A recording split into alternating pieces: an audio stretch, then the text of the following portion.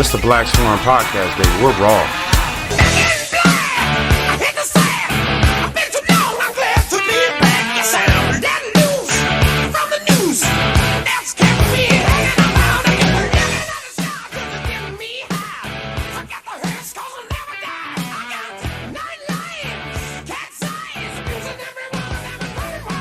And welcome to the Week 6 edition of the BlackSwarm podcast. Hank Pfeiffer here with Rob Antonell. And tonight we have a very special guest. First one we've had on since... Special. Huh? Oh, yeah. Very special. First one we've ever had on since 2020. And first non-Massillon guy we've ever had on the show. I'm honored. Everybody's either been a coach, a former coach, or my dad. So... Yeah. All right. Without further ado, we got special guest Drew Sarachman from Stark Media. Yep, Stark Media team. Yes, sir. So just tell us a little bit about yourself, your football career and what led you here. Yeah, so I joined Stark Media team just at the beginning of football season. JP Simon, as obviously you guys all know, and TJ Downing put that thing together, trying to put some guys that really know the game together. Before that, I had a 15-year high school football coaching career. Started, at St. Thomas when I was young, then to Boardman. Eventually, I was the offensive coordinator at Archbishop Hoban from 2013 to 2017. Opportunity to coach, one of Massillon's favorite people, Danny Clark, to 2 state championships. Prototype. Yeah. Then, the prototype. And then went on. I was the head coach at Triway for a year. Decided, I don't know if I really want to be a head coach. We had a good season, though. It was 5-5. Yeah. Lost 2 games at the wire, but anyways. Then at Glen Oak for Coach Garcia's last season before he retired there, then ended back at my alma mater, St. Thomas Aquinas, for 2 years. Had a nice 2 little playoff runs there. And then, got married. And I was like, well, if I got married, my wife probably needs to see me. I can't be out, 340 days a year doing football till 9 p.m. So now I'm doing the media thing and pissing a lot of people off along the way. So it's been fun. Perfect. You'll fit right in. Yeah, we definitely, feel that one at heart.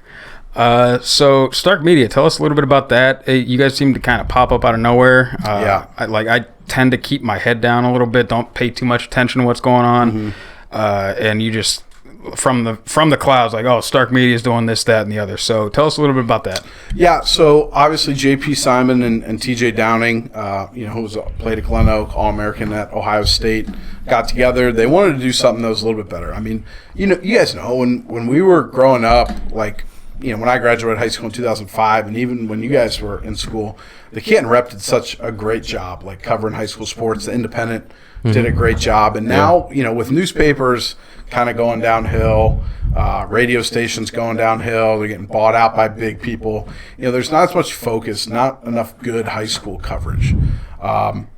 So, I'll be totally honest, like Q92, they do like 8 games a week broadcasting. I think 6 of their crews absolutely stink. WHBC, they got Kenny Rhoda. I mean, he's from Medina. What the hell does he know about Stark County? He says all the time, well, I used to room with Paul Farrow, the old Louisville coach. Doesn't mean you know about Stark County sports. So what they did is they want to come together and, cover Stark County sports and allow people to have the conversation and have real conversations and analysis about what's happening. Like, you guys have all heard the interviews. Like, they go on Kenny Rhoda's show or some other show, and it's, not the questions that we want to hear. It's like, oh, coach, what's it like to coach this great kid and who's so talented? Oh, it's great, Kenny. His shit's gold. I mean, nobody wants to hear that. So what we've done is, we've have some shows like my show that we do on Wednesday nights on our YouTube channel, Jim Bauer and myself, High School Football Rewind, where we actually go back and it's like no bullshit. We analyze what happened the week before. So we'll break down some film, like you guys do now, and, just really go in and talk about, what happened. If teams struggling on offense, we have people send us a bunch of emails, like Louisville. A couple of weeks back, a lot of other people were sending us emails like, hey, talk about Louisville. Why can't we score a damn point? Well, we put on film why they're not scoring. So, we try to do things that people want to hear. And, we got some good graphics going out there, trying to constantly pump out content for everybody. So, obviously, if you're listening to this podcast, you're a big high school sports fan. So go check us out, social media, Facebook, Twitter, Instagram, Stark Media Team. Awesome. I had a follow-up question. I lost it, and it's so much harder to do edits when it's live video, so I'm just going to keep talking until I get it back. Okay. There you go. So going back a little bit, you said you were the OC at Hoban. Mm-hmm. We talked a little bit about this before the show started, but for everyone listening, you were there, you said 13 to 17, correct? Yep. So from me and Rob's experience, like I was telling you before, we played you guys in 11 up at InfoCision, and the mood in the locker room at halftime was like we were playing like shit because we weren't beating you guys enough. Mm-hmm. And then you look down, look up again, and you guys are piling on state championships. Yeah, Tim Terrell, the head coach there, like I was telling you before, a lot of people don't know this. He got his coaching career after college. He coached for a couple years at Youngstown State under Jim Tressel when he played there. But his first head coaching job was at St. Thomas for 5 years. I think he was like 26 and 25 in the 5 years he was there. Then got a job down at Chaminade Madonna, a big powerhouse school down in just north, like Fort Lauderdale area. And then when the Hoban job came open, he applied. They hired him. He called me and said, hey, you want to be my offensive coordinator? Come up there. So, when he was down in Florida, it was kind of a wake-up call for him. Like, okay, if you want to be good, he's seeing these programs like St. Thomas Aquinas in Florida, Miami-Dade, Miami Pace, like all these top-notch programs. We got to attract talent, and we got to develop our talent. So them putting in the new weight room and getting a strength coach up there, Mike Winkler, really changed everything for us. And like you guys know at Massillon, I think Nate Moore's biggest strength as a coach is how he develops kids. So you look at a program like Hoban and Massillon now, you see kids that are physically a year ahead of everyone else's kids. So when you have a sophomore on your team, they look like everybody else's juniors. You got a junior that looks like everybody else's seniors, and then you get those stud players who, when they become seniors, they're like, okay, these kids could probably play at a lot of small colleges right now. So that's how you build the program because, like I used to tell people all the time, you look at most high school programs in the state of Ohio, say they got 60 guys on the roster. They probably got like 5 dudes that are really good athletes and really good football players. And then they got like 5 or 6 guys that are good athletes, okay football players. And then you got like 6 or 7 guys that, are good football players, but they're not great athletes. And then you got like a bunch of guys that probably don't even belong on a varsity field. So when you shrink that bottom number by doing things right in the weight room, and then you turn those good football players into good athletes, and then the good athletes, you get a good coaching staff, turn them into good football players. That's how you turn a program around. And then obviously everyone takes notice. Like we did a killing in Portage County of kids like transferring in because they're like, my program at Kent is garbage right now. My program at Ravenna, I don't want to be a part of.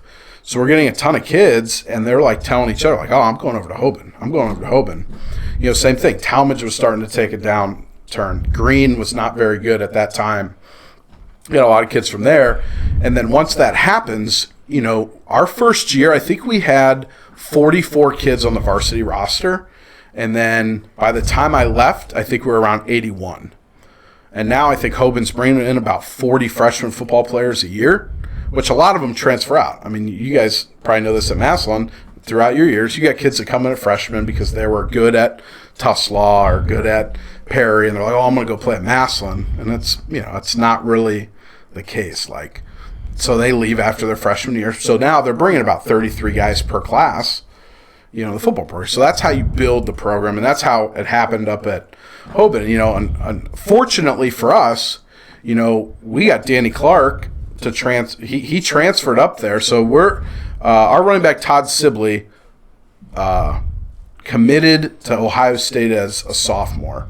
He went down that summer, and this was right when Nate got the job. Like Nate was just hired, and that summer he became friends with Danny Clark. Well, something happened. Nate came in. I think Danny's dad, God rest his soul, I had a good relationship with him. I know some people weren't his biggest fan, but him and Nate for some reason didn't see eye to eye. And then all of a sudden we're in the weight room, and I look out in the hall. I'm like, hey Tim, like, what the hell's Danny Clark doing out there? He's like, what the hell are you talking about? I'm like, he's right there, and there's his dad.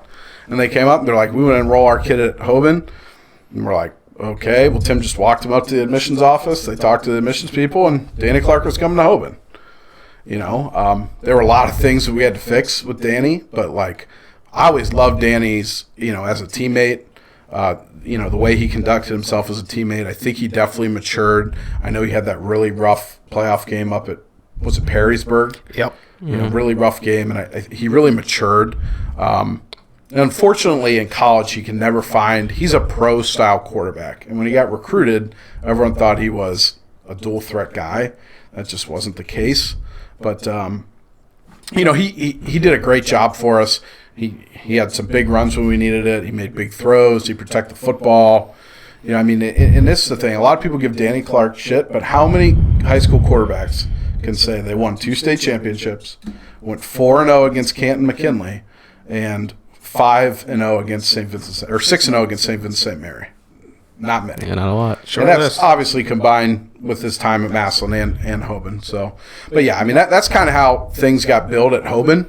And now, like you guys know, you guys get it now. Like people want to be there. People want to send their kids there because they're doing things the right way. So that's kind of in a nutshell the rise of Hoban football. You got it. Yeah, I never heard it from that perspective before. So, I never heard it from anyone on Hoban's side. Yeah. But yeah, to Hank's point, when we played them in 2011, it was probably the worst team on our schedule, and then. Yeah. It turns Rocket into that. ship. So, yeah, kudos because, no matter how or where, like, that's impressive to have that kind of turnaround. So, yeah, they've done a great job. And, I think it starts with, obviously back in the early 2000s, they had Tyrell Sutton, who was unbelievable football player, went on Northwestern and the NFL and all that shit. But, when schools make football important, they become better. And Hoban decided, like, hey, we're tired of getting our ass whooped by St. V. Because there was a point where Hoban had beat St. V 9 straight times. And then when I was there, until our 3rd year, we didn't beat them. They had won 7 straight times. And now I think Hoban's won like 8 straight again or 10 straight again. But I think they just got tired of it. Like, we're tired of losing, so we're going to make football important. And they invested a lot of money. And, they put together a good staff. And, here they are now.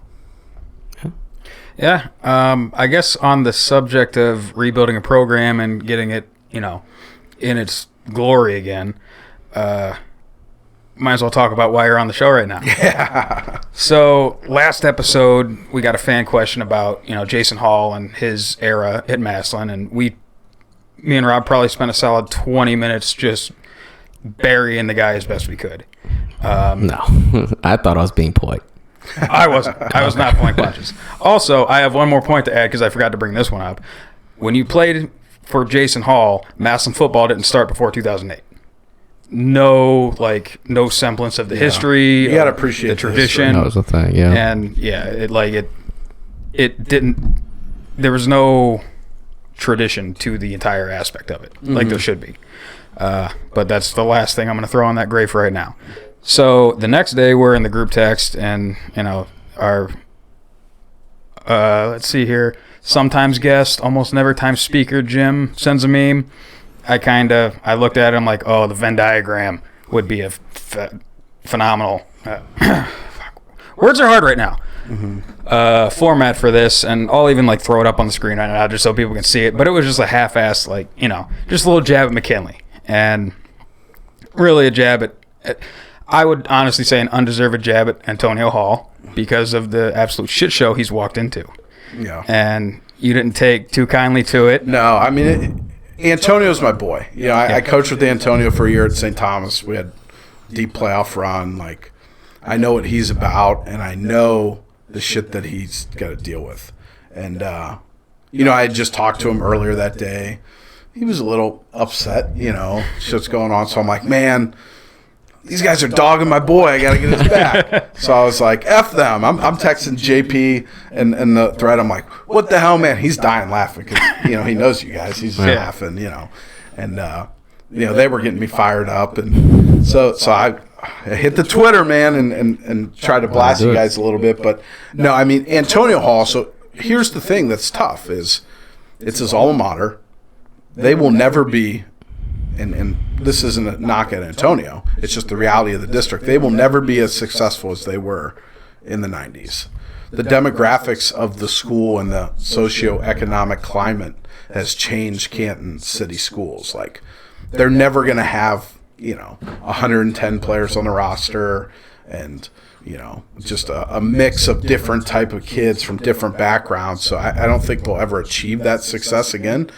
But Antonio, I'm sure, wants to get him there. He feels like, okay, this is my home. This is I gotta, do. It's just like if you guys had a Massillon guy that was the head coach of your program, like how much more pressure do you think he would feel? Yeah. Well, I think that's why they don't do it. Yeah. So I got my boy Antonio's back, and which, by the way, like, McKinley, their new administration in there, I don't know if you guys have noticed with like facilities. We talk about the, people always talk about the arms race of college football. They're stepping up their game because, Antonio and some other people have said, like, hey, you want us to beat Massillon, give us the tools we need. That facility over there is nicer than a lot of FBS Division I college facilities. I just walked through it the other day. It is unbelievable. Like, these kids, I hope they appreciate, what they've got over there, because it's insane. Same thing with, they're building an indoor facility now. Yeah. Downtown Canton, their weight room's unbelievable. The locker rooms, they got meeting rooms, all that shit you need. But yeah, so obviously, but with that comes higher expectations too on Antonio. And I think they were better than Menor, and they blew it.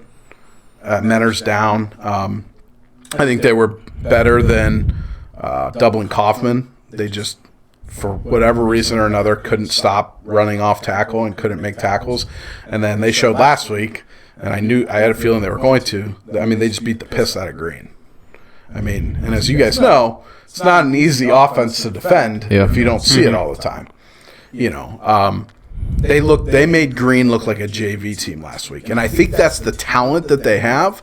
But the problem for them is they're battling so many other things. Like, just from coaching experience, if I have to coach effort, if I have to coach discipline, if I have to coach character, we're not gonna be a very good football team, because there's not enough time in the day to teach you fundamentals then and scheme and put in extra stuff and game plan, because my day's consumed by coaching all those bullshit things that you need to take care of. And that's the other thing at Hoban, which I'm sure is the case at Massillon too.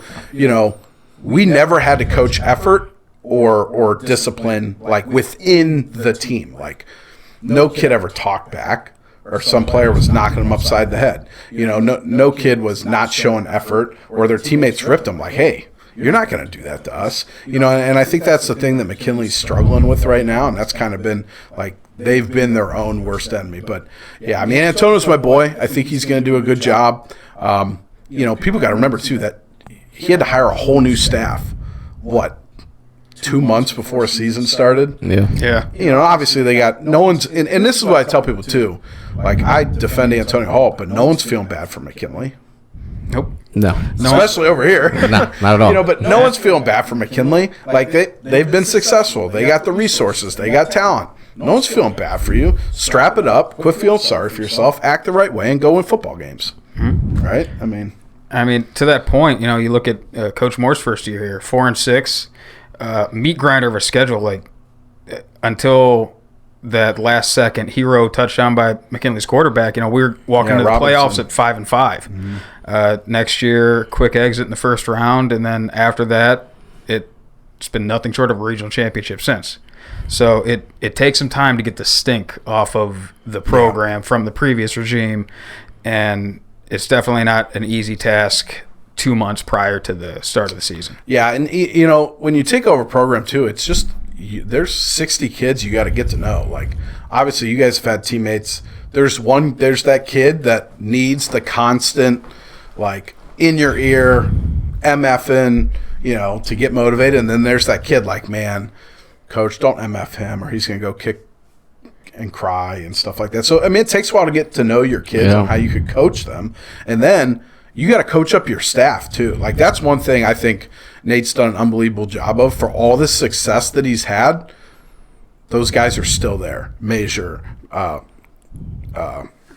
Kale, Miller, Troxler, like you get all these guys, Jarvis, you get all these guys who probably could go be head coaches elsewhere. I know he lost John Hunick his first year, and he's up at Berea now, but to keep your staff in place is really big. Now, when everything went down at McKinley, they beat it and get fired, right? Is he still there? Bedry's still there. Yeah. So how much does that help? Does it hurt? Does it not make a difference to like retain a guy that like has had plenty of success there and elsewhere to keep kind of that can at least give you a read of the team? Like, okay, here's how these guys like to be coached. Here's how these guys like to be. Yeah, I think it helped. And Antonio was there as the AD at that time when all that shit went down. Yeah. He was only at St. Thomas for 1 year, and then he went over to be the AD that year. So I think it definitely helps from a terminology standpoint. I mean, when you're trying to teach kids at McKinley a whole new offense, it's probably not going to be real easy on them. But Bedry, I think he does a good job coaching his quarterbacks and stuff. Do I totally believe in his offensive philosophy sometimes? No. Like, I think he makes it tough on his quarterbacks sometimes with the type of throws, like to throw slants, corner routes, deep routes, and posts like as much as he does. I mean, that's tough. Those aren't high percentage throws, and I think that gets them in trouble sometimes. But, like what I saw out of them this week, that was unbelievable. Like, they were just taking what the defense gave them. They were getting the ball out there, running the quarterback. Like you guys will see in the next couple of years, they got like 5 sophomores that are just studs. But yeah, it helps to have that. But, at McKinley, it's not like you're at East Canton where you got to replace 3 full-time coaches and 2 part-time coaches. I mean, you got to replace everybody.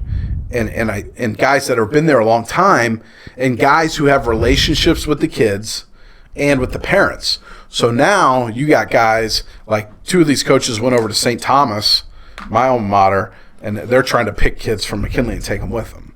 And then you got coaches going over to Hoover, and you got coaches going elsewhere. So now you just got to battle that too. And there were some people, that didn't want those coaches to get fired when all that shit happened. So yeah, it was a shitstorm that he walked into, but no one's gonna feel bad for him, like I said.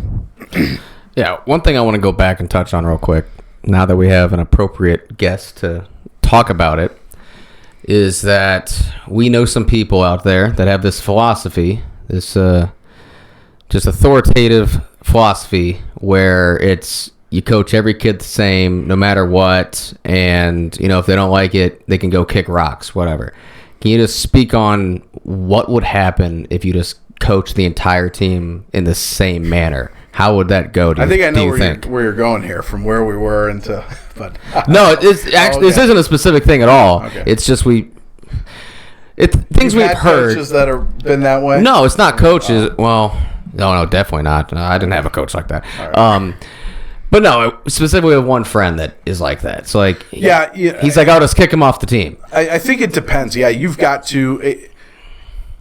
It's different when it's a college program, and I think someplace like Massillon, you get lost in the expectation and the success and where you're supposed to be. But at the end of the day, I mean, 15, 16-year-old kids make a lot of mistakes. Mm-hmm.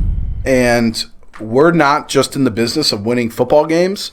We're in the business of making them good people. I mean, how many people, has Nate taken under his wing since he's been at Massillon and really improved their lives as a person, not just in a football standpoint? I mean, Thayer Mumford, there's an obvious one. There's numerous other guys that I don't want to call out anything, but he's helped out a lot of kids, and that's kind of what you have to do.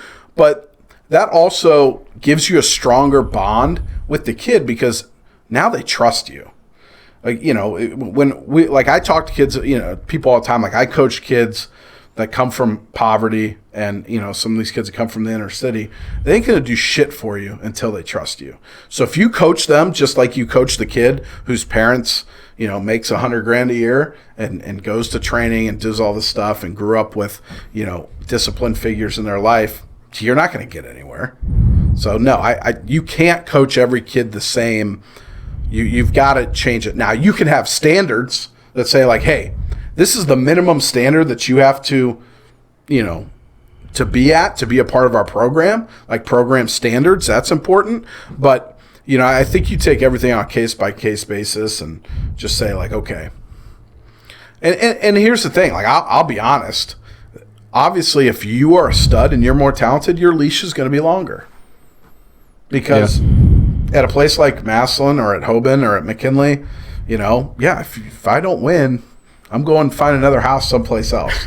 So, do those guys get longer leashes? Hell yeah. I mean, it's just the reality of it. But, yeah, you got to coach every kid a little bit different, but you can still have standards that say, like, this is the standard of our program. If you're out there and you're getting, I'm getting notes from teachers every single day that you're an asshole in class, I can only do that so much. It gets back to that thing where I'm talking about, am I coaching effort and discipline and character, or am I coaching football? Because when you have to coach those other things, that's when you get sidetracked. So, yeah, I think it's a little bit of both. I think you have to have standards, but you got to coach kids differently.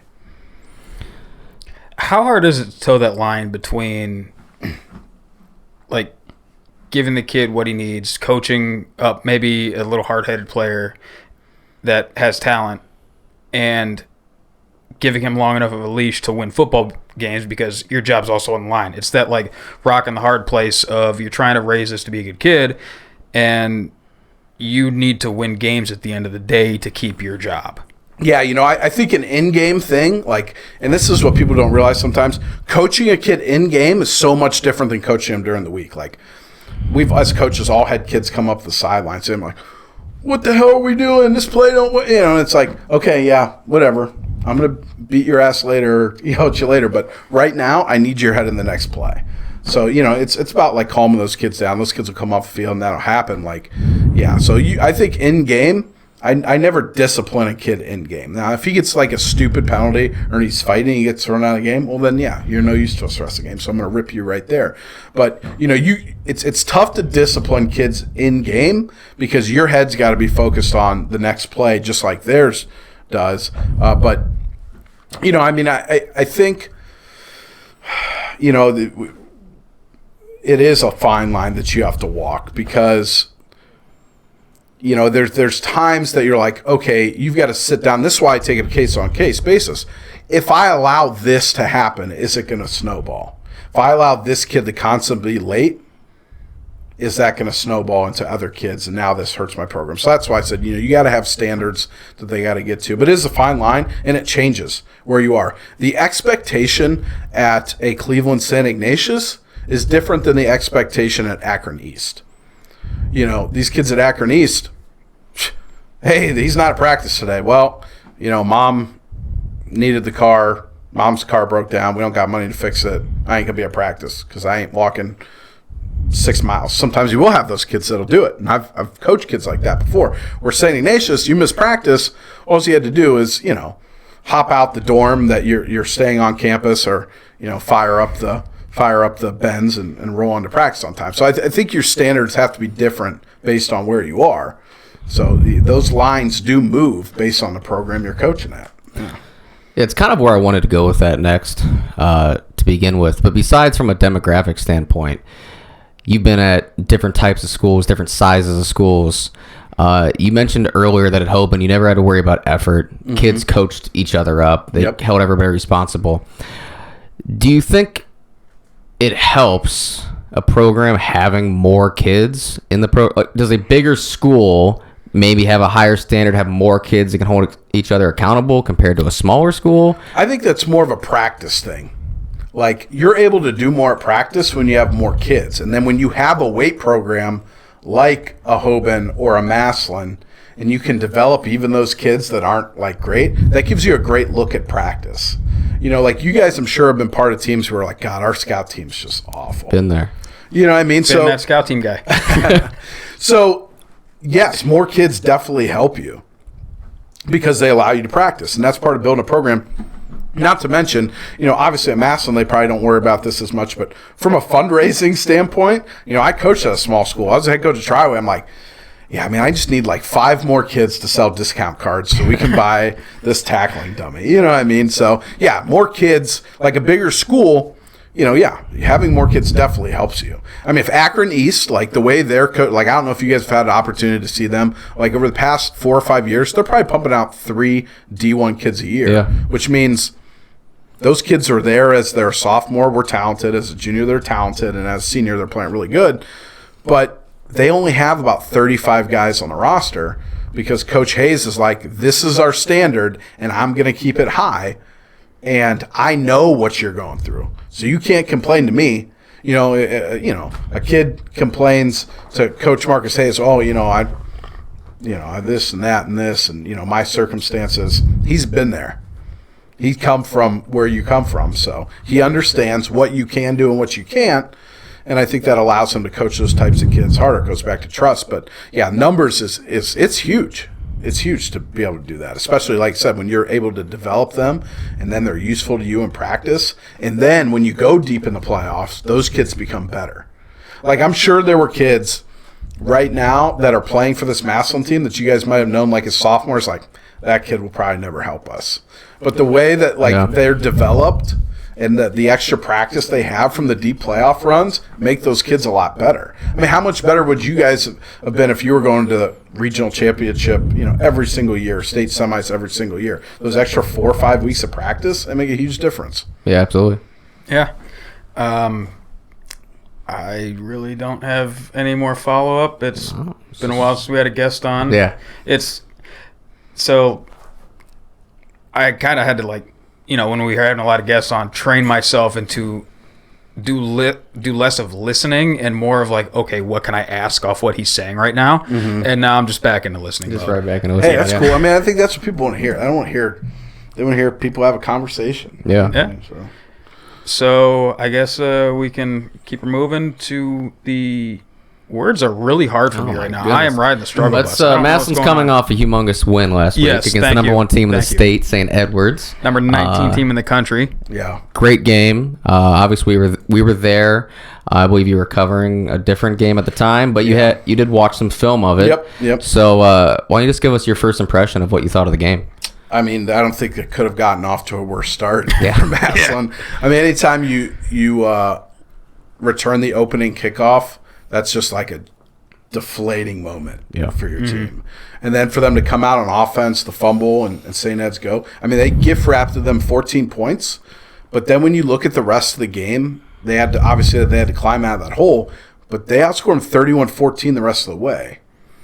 And I mean, that field goal they missed was no chip shot either, 42, 43 yards at the end. So, but the one thing, I was talking to Jim Ballard on our High School Football Rewind show, the growth of Jalen Slaughter. At the beginning of the season on our show, I told everyone, listen, I know he played last year, but you really start to see growth in sophomores about halfway through their sophomore season.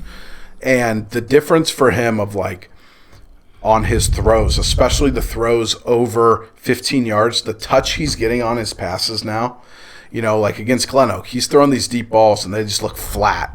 And they're kind of sailing. He's overthrown guys. Now, on the touchdown pass, he drops that nose in, of the football. So Troxler's done a great job with him, and I think a kid like Jalen, his athletic ardility, and he's not your typical quarterback frame. It forces you to be more creative on offense. So I think that's good for Massillon too. Ardell Banks is really growing into probably a Power 5 type receiver. He's starting to look that way. So when they were able to connect with him with those big plays, I think it gave Jalen a lot of confidence. I think it gave the team a lot of confidence. And, obviously, with the way they do things and the guys there, that they're never going to quit on a game. They're never going to fold and give up. But, no, I think it's you really saw that game. If you go back and watch Moeller, who is a better football team than St. Ed's, but talent-wise, they're probably close. The growth of this Massillon team from then until now, especially up front, I think, has been pretty tremendous. And then same thing, another guy that stands out to me, Pringle, at linebacker. Oh, yeah. He is a dude. Yeah. Dude's a dude. He is a dude. So, I mean, I think you guys should be excited. Now, Fitch is a tough team. I'm sure you guys talk about that. But just looking at this St. Ed's game. Now, one thing that I told someone earlier, I think Massillon is is better than what people think they are statewide, but I also think St. Ed's might not be as good as everyone thought. But, and it, like I said, if you don't gift wrap 14 points, that game's really not in question. So. Yeah, absolutely. But it's a great win. Yeah, I think, Rob, you and I were talking about this after the game. They didn't look like the number one team in Ohio that night, but they were at the time we beat them, so I'm taking that to the bank and taking that one to the grave. There you go. I just got some notes of like overall impression from the game. Yeah, anytime you spot a top 25 team in the nation, 14 points off rip, less than ideal situation. Yeah, not ideal. Defensively, we have been blitzing the fuck out of teams like we never have in the entire time. McConnell's been head of the defense, and that just continued. And I think for the most part, they hit home. We're pretty successful. That's the first time I've ever really seen us stem the front defensively. We usually line up, and whatever front we're running, we're lining up in that. But for anybody that doesn't know, pre-snap, line up, show one front, shift the defensive line one way or another, a way to just make the offensive line communicate, because that can change your roles so much. Like just going back to my senior year, game one against Buchtel, they would stem the front all the time, like starting a 3-3 stack look, stemmed like an underfront. And, prior to the movement, I'm doubling the nose of the play side guard. After the movement, I got to block back on the 3-tech now. Yep. And it's just one more thing to make the offensive line communicate. And what do you think of this one? Super easy to install, because all you're doing is teaching them, here's where you start, here's where you end. You know the rules to how you end. Yeah, well, and the other thing, like you talk about them blitzing, I think that's really big for them when they were getting beat up front. I mean, week one, they got beat pretty bad up front against Moeller. So when you blitz defensively on first down and you put people, it's a risk-reward type thing. Our team's going to hit some plays on you when you blitz? Absolutely. But if you can, like 3 or 4 drives throughout the day, you get home on those blitzes and first down and make it 2nd and 12, 2nd and 13. Now it makes your defensive line better and your defense better against the run, because teams are going to throw the ball more. I mean, that's so I really like that they're doing that on first down. And then as far as, like you said, stem in the front, I mean, if you're going against a team that just likes to gap and run power and pull different guys, that screws with you a lot. So like at Hoban, we used to actually have a check where the backside guard would pull on power, or the center, depending on where you lined up. So teams that stemmed on us were like, all right. And, now the whole, like you said, the communication has to change. Now I got to block this guy, that guy. And if you're coming out of the huddle with not a lot of time, the quarterback can't wait for you. So, yeah, that could screw up a lot of things, and that definitely helps them up front too. Yeah. Just a couple other things that kind of stuck out to me defensively. We just shut down their double fullback stuff. Like, they couldn't do anything out of that. I was surprised to see them, when they first came out with it in the game, that we stuffed it. They didn't get much going, and they just kept coming back to it. They just kept trying to run their stuff like, we got to grind the clock out. We'd like to run the ball with the double fullback, and they never got any sort of traction with that personnel in the game. They're big, too. Yeah. St. Ed's big up front. Big ones. Yeah. And just us shutting that down, I think when an offense tips their hand like that is when we can really tee off on what they're trying to do. Any sort of side-to-side stuff that they try to get going, I think that's been the same thing for Massillon for years now. But it's good to see that against a team like St. Ed's too, that they, nothing going. They do the power read stuff, hand it off to the running back running the sweep, and he goes for like -2. And the quarterback, we talked about this when we watched highlights. He was who we thought he was. Good in the option game, kind of sneaky with the ball in his hand, will make a good throw or two, but other than that, you weren't really too worried about him. Yeah. Offensively, Trox and the rest of the offensive staff scheme these guys the fuck up. I thought, we've been running smash a lot, but we added so much more to that just this game. Smash fade with where you're placing the corner out with a wide fade. That was Banks' second touchdown. Yeah. a lot of smash pivot, so you're replacing the hitch with like a pivot route. We ran a lot with rollouts too. I think it works out for the timing a lot better with the quarterback and where he needs to be. A lot of hitching, a few hitch and goes. The fade slant, switch verts. We hit that. We thought we hit that. It was ruled incomplete. It was rolled incomplete, even though he caught it and took like 5 steps with it. But added the little motion to the snag, so it gave us Slaughter the man zone read.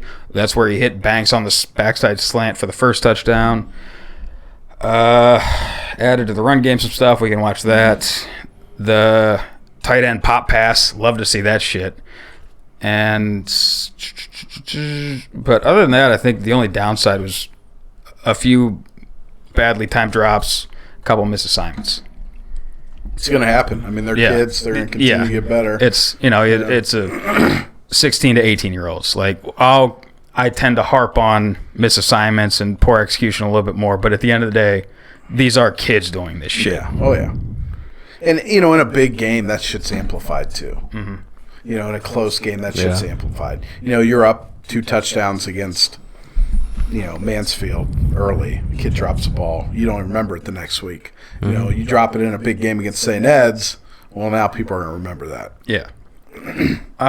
What do you think about a team being like too amped up, too hyped up pregame? I think it depends. You just got to know your team. Like, it's funny you say that because I was messing with JP a couple weeks ago or last week, and I was telling TJ Downing the story. The first state championship game, Hoban against St. Ed's, or Hoban against Massillon, like that Hoban team needed to be like provoked. For some reason, they like couldn't get up until someone provoked them. Well, and as they were getting there, JP's coming out of the tunnel with the sledgehammer, and they're all huddled up, and I don't know, he's just talking shit or something, being wild, being who he is, and like they were all huddled up praying, and he didn't know. Obviously, he didn't know, So like their strength coach Winkler pops up like afterwards and starts talking shit to JP. So then all of a sudden, all the Hoban players are like, "Oh, that's our boy, Winkler. We gotta go get his back." So then they like riled them the shit up, and I'm like, that's the worst thing to do, because for some reason we would even talk about it. We're like, I don't know what it is. Like if our kids, is it just because like we were talented? Like they just would come out and be like, all right, and then someone would smack them in the mouth and be like, okay, let's go now. But like you're talking about kids that are amped up early. I mean, I think that's good. Like as long as it's not clouding your communication, or like you're not be able to get back in the huddle after a big play to call, I think that's fine. Like I want kids to have fun because then they're loose. Mm-hmm. Like I've seen some idiots that bang their heads on lockers. I don't give a shit as long as you go out there and make tackles. Like I don't care. So yeah, I mean it just depends on the team. Like, but I know like me personally, I was never like, I was flip the switch guy when I was playing. I wasn't like in pregame, I'm just like, all right, whatever, I'm joking around. But then when the game came, I was like, at F you, I'm going to bury your ass, and I'm going to talk some shit. So, I mean, I see, like, sometimes where people be like, oh, they're too amped up. They're going to, whatever. I don't think it's a big deal either way. I mean, I brought that up, and I don't mean, like, too amped up in general. I mean, like, compared to an average game, because I got in the game a little bit earlier than I usually do. And we're sitting there waiting on the team to get in the tunnel. The band gets out on the field, they do their thing, and it's like, okay, they start playing. The Tiger Roar starts cueing on the loudspeaker. Team walks into the tunnel, and we do the whole shebang. And it seemed like we were waiting on the team a little bit longer. Like I don't know if the pregame speech was going long or what, but waiting on them to get out into the tunnel, and then the kickoff, and then the fumble immediately after that. It seemed like they weren't playing loose, like you said. Like they were so like just so hyped up. They were playing tight, and that can happen, and not like they wanted to do. And as a coach, that's like something you really can't control. Like there's times in pre-games where I'd have those kids that would get too amped, and I'm like, "What the hell are we doing? Like, let's go." Or like, I'm like, what the hell are they doing? Or you'd get that kid that just gives too long of a speech in the tunnel, and he's just losing his mind in there. And it's like, what are we doing? Where are we? Like, get your ass out on the field. Like, so no, I get that. I get what you're saying. Yeah, that can happen too. Like I said, we're dealing with kids here who, they probably are amped up. They probably took some pre-workout and they're just jacked to the moon. Like, who knows? Yeah. Beyond that, my only other real impressions of the game. Officially, their kicker went over 4 on field goal attempts. Really 0 for 5 since we handed him the one at the end of the game. Never great when you leave 12 points on the board like that. Technically 15, depending on how you do the math, but whatever. And other than that, it seemed like right at the end of the game, man, both teams were trying to snatch defeat from the jaws of victory. Like, that was my lasting impression of it. I walked away thinking that was like a top 5 game to watch, but I can't really put it at the top because it seemed like both teams were just shitting down their leg at the, right at the whistle, and we just happened to stop doing that for a couple plays just long enough to get that last touchdown. Yeah, I mean, you got to win those close games before you know how to win those close games. Yeah, I feel like sometimes. So maybe that's what they were going through. Like when was the last down to the wire game that this group had? That Green game last year. Yeah. So how many new starters do you have now compared to then? This might have been their first, moment that you're going down to the wire. Really, you don't learn how to win from that one. When was the last down? From the green one? Yeah, exactly. When was the last down to the wire game we won? East St. Louis? I mean, that's the one that comes to mind. But that was 2018. Yeah, and so that's the thing. Like, you got to find a way and learn how to win those close games, and maybe that's what it was. Yeah. And hey, I am all for learning experiences. Now they got it. This is a game you can look back at like, we did this shit before. Let's go, win whatever situation we're in now. Exactly. I looked at Moeller. Sorry to interrupt, but you're good. Looked at Moeller like, you just told, you get a handful of missed tackles, bad angles, and this and that, and that game's a whole hell of a lot closer than it should have been. This game, that's how you win. Yep. That's just how you win, baby. Yeah. I mean, I wouldn't feel bad about it if I'm Nate Moore. Like, do I feel bad about handing them 14 points? Yeah, but the rest of the game, I mean, shit, that's a good football team. They're going to make plays, and you have to make plays yourself if you're going to be – like last year against Green, you guys left a lot of plays out there. You got to make those plays if you're going to beat good football teams, and that's exactly – they learned how to do it. So hopefully they remember how to do it now next time they play a really good team, which happens to be this week. Fitch is a good team. Yeah, I mean, things are definitely trending upwards for us, for our offense in particular. But, you're not supposed to win that game against Eds last week after doing what we did. You're not supposed to win that game. Eds is always a disciplined, tough team. You hand them 14 points, and you're not going to come back from it. We made some big plays, like you said, and they went out there and did it. And where earlier in the year, I think we missed a few big plays. They're starting to connect more and more and more. We're limiting the mistakes. Obviously, we gave up a bad start, but from there, it kind of went pretty well for the rest of the game. Until we have a bad snap, a bad couple of plays, some misassignments on that bad snap. Okay, by definition, it was bad. I don't know if it was a snap, though. I think the refs messed that up. That's my take. It looked like the ball was never snapped at all. Are you talking about the fumble? Yeah. He never snapped that ball. It should have been a dead ball. Referees do make mistakes. I will tell you that. That's for sure. So there was the one angle that I saw online from behind, and it looked like, I don't know if the center just overthought it. It looked like he went to snap it, stopped, and then tried to snap. He flicked the ball forward with his hand, and that's not a snap. Nothing about that is a live ball. Yeah. But they just ruled it a fumble, but whatever, that's still a mistake. Yeah. Which you don't want to happen, but it should have been just 5 yards for a penalty, not a turnover. Yeah, false start on the center. Yeah, snapping for whatever. Snap, but whatever it's called.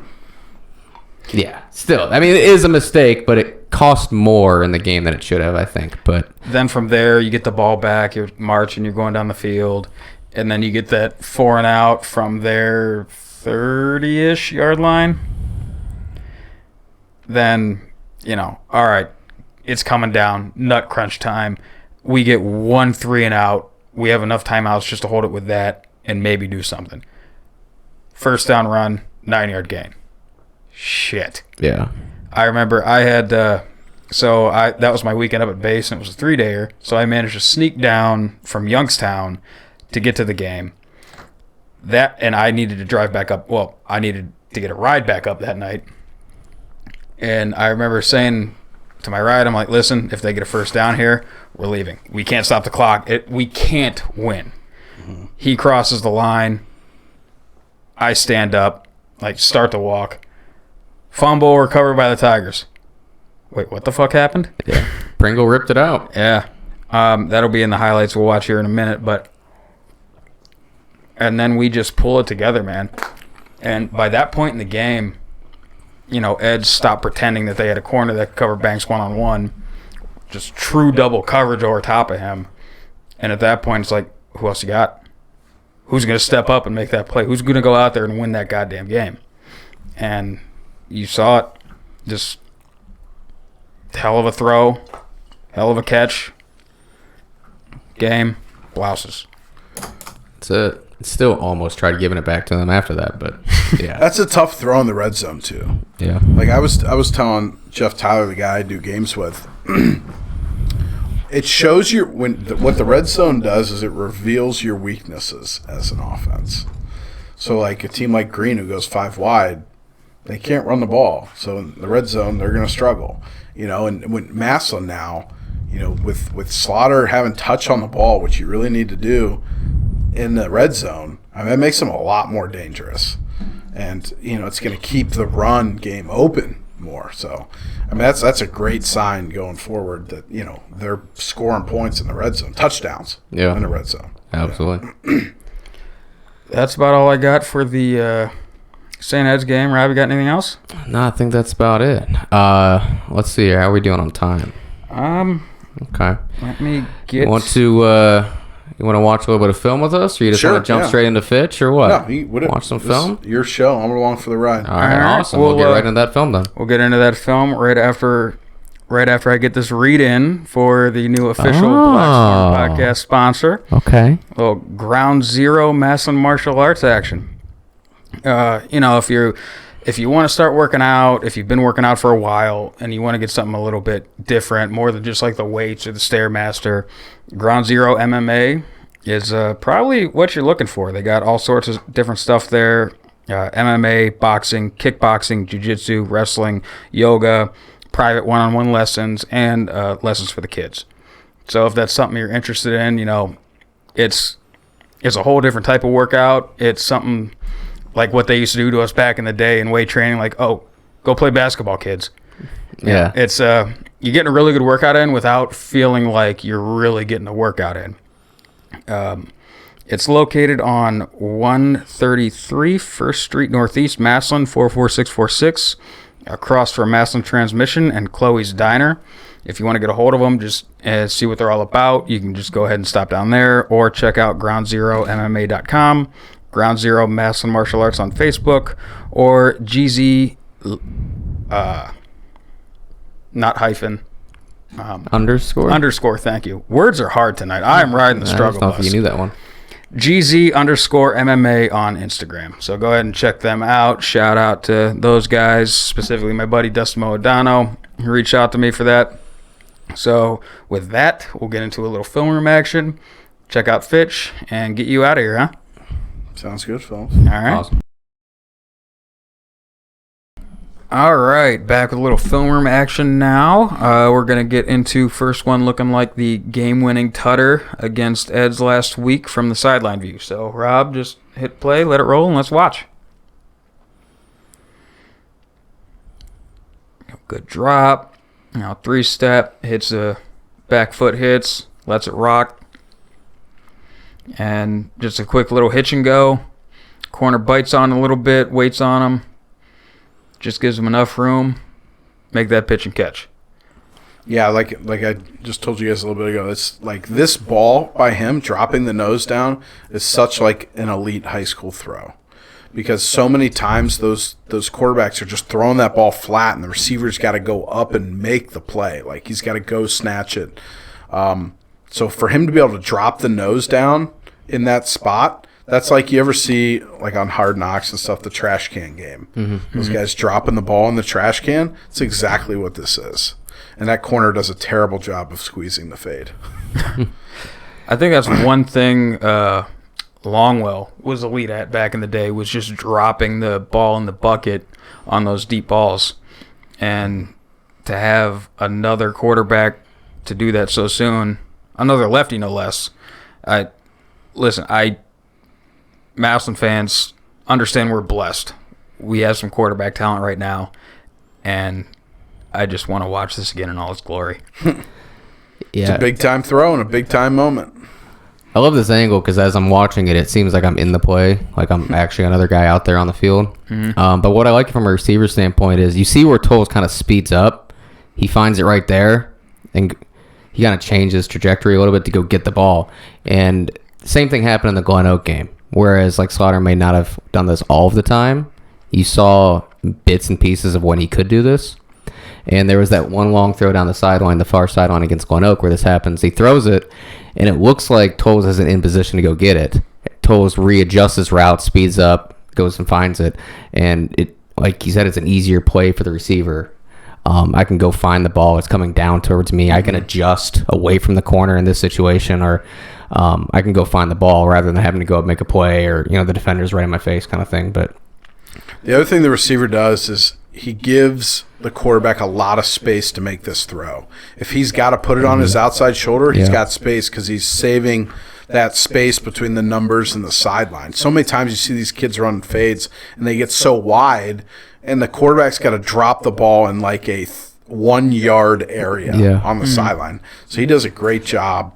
The corner definitely helps him out and not being physical at all, but to be able to save so much space for him to be able to make that throw. It looks like he starts at like the top part of the numbers, leaving all of that room to the sideline. And that's one thing with when you're playing cover one like that, the corner knows he's got help inside. Also, I don't like cover one in the red zone because what's that free safety going to do from where he's at relative to the rest of the field? But it's good on that receiver to like keep the leverage. We've talked about before. You want to stack up the corner, attack the leverage of him. Leverage, yeah. I mean, it's just terrible technique by the corner too. Yeah, he's pointed in. As soon as the ball snapped, he turns and he's backpedaling. So now, like he wasn't even threatened. So why are you backpedaling? Wait until he puts the hitch move on. So now he's backpedaling. As soon as he puts that little hitch move on, he's like, "Oh, I got to come back," which the kid ends up running right by him. Yeah, man, just beautiful pitch and catch, touchdown, game. Yep, absolutely. Save for Hail Mary and a couple missed kicks, but game. All right, let's see how long it takes me to get out of this. All right, let's see what programs we have set up here. I think the next one is either Banks or it's Banks. So, nope. I think this is Tolles' highlight. Okay, so this is Tolles' highlight film. Just a quick little smash concept. This hell of a play right here. Just snag concept. Protection breaks down. Play that back a couple more times. Too far. That's all right. It'll be the next one. But yeah, I mean, Slaughter makes a great play here. I mean, of course, Tolles makes the catch, but I think you're referring to Slaughter in the back. Yeah. This is a play where if I'm playing defense on Madden, I'm putting my controller through the TV. It's like the quarterback, press the circle button just in time to get past that tackling animation, gets the ball out. Good on Tolles to kind of drift behind the backers in coverage, seeing his quarterback start to scramble a little bit, but wanting to stay where he knows he's going to be. That is a risky throw, though. Like, to throw that late across the middle is risky. So, I mean, the fact that he fit in there is a really good throw. But I wouldn't doubt it in film. They're like, I don't know what point in the game this is. like if they were down, if this was like going towards the winning drive, well, obviously he's got to make the throw. Or if it's like fourth down, he's got to. But so this is the third quarter, but I think it's late in the third quarter because I remember watching that and like I didn't like it because I think we were down, we needed it, and then like you made the play, and it's like, oh, hell of a play. Yeah, we're like earlier in the game, it's like, oh, it is what it is, but yeah. So, yeah, I mean, then hats off. I mean, if that's a play you guys needed, then, yeah, he's got to try to make that throw. But on 3rd and 5, no less. Yeah, just gets it barely over this linebacker's hands, drops it right into Tolles. But that's another thing, man, getting that ball over the linebackers and underneath the safety, not letting it hang up there. Yeah, because that's a lot to do with his feet. I mean, Troxler's done such a great job with his feet, his footwork. He is an undersized guy, so he's got to be able to move to throw through windows. Like, I mean, I'm a Browns fan. I mean, how many times have we seen Baker Mayfield just launch the ball into people's arms or helmets? Because that dude doesn't move his feet in the pocket. Yeah. So for him as a sophomore to start to do those things, that's really impressive. So this one was our, looks like first or second and a mile. Little slant with an inside fade action, scheming up that cover one. Fourth quarter. Yep. It's a great snag. Yeah, it is. Just another little smash action, run those hitches at him all night, make him bite on the hitch and go. Here's, again, a wide-angle view of the touchdown, the game winner. If you go back to, like, right at the beginning of it, you can't really see the safety over top of Banks. You can kind of see a shadow right before the ball snapped.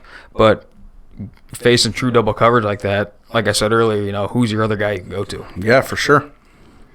And also want to shout out offensive line and the running back just holding up protection for him to get that ball off. Yeah, I think there's two different highlights of Terrell blocking on this play.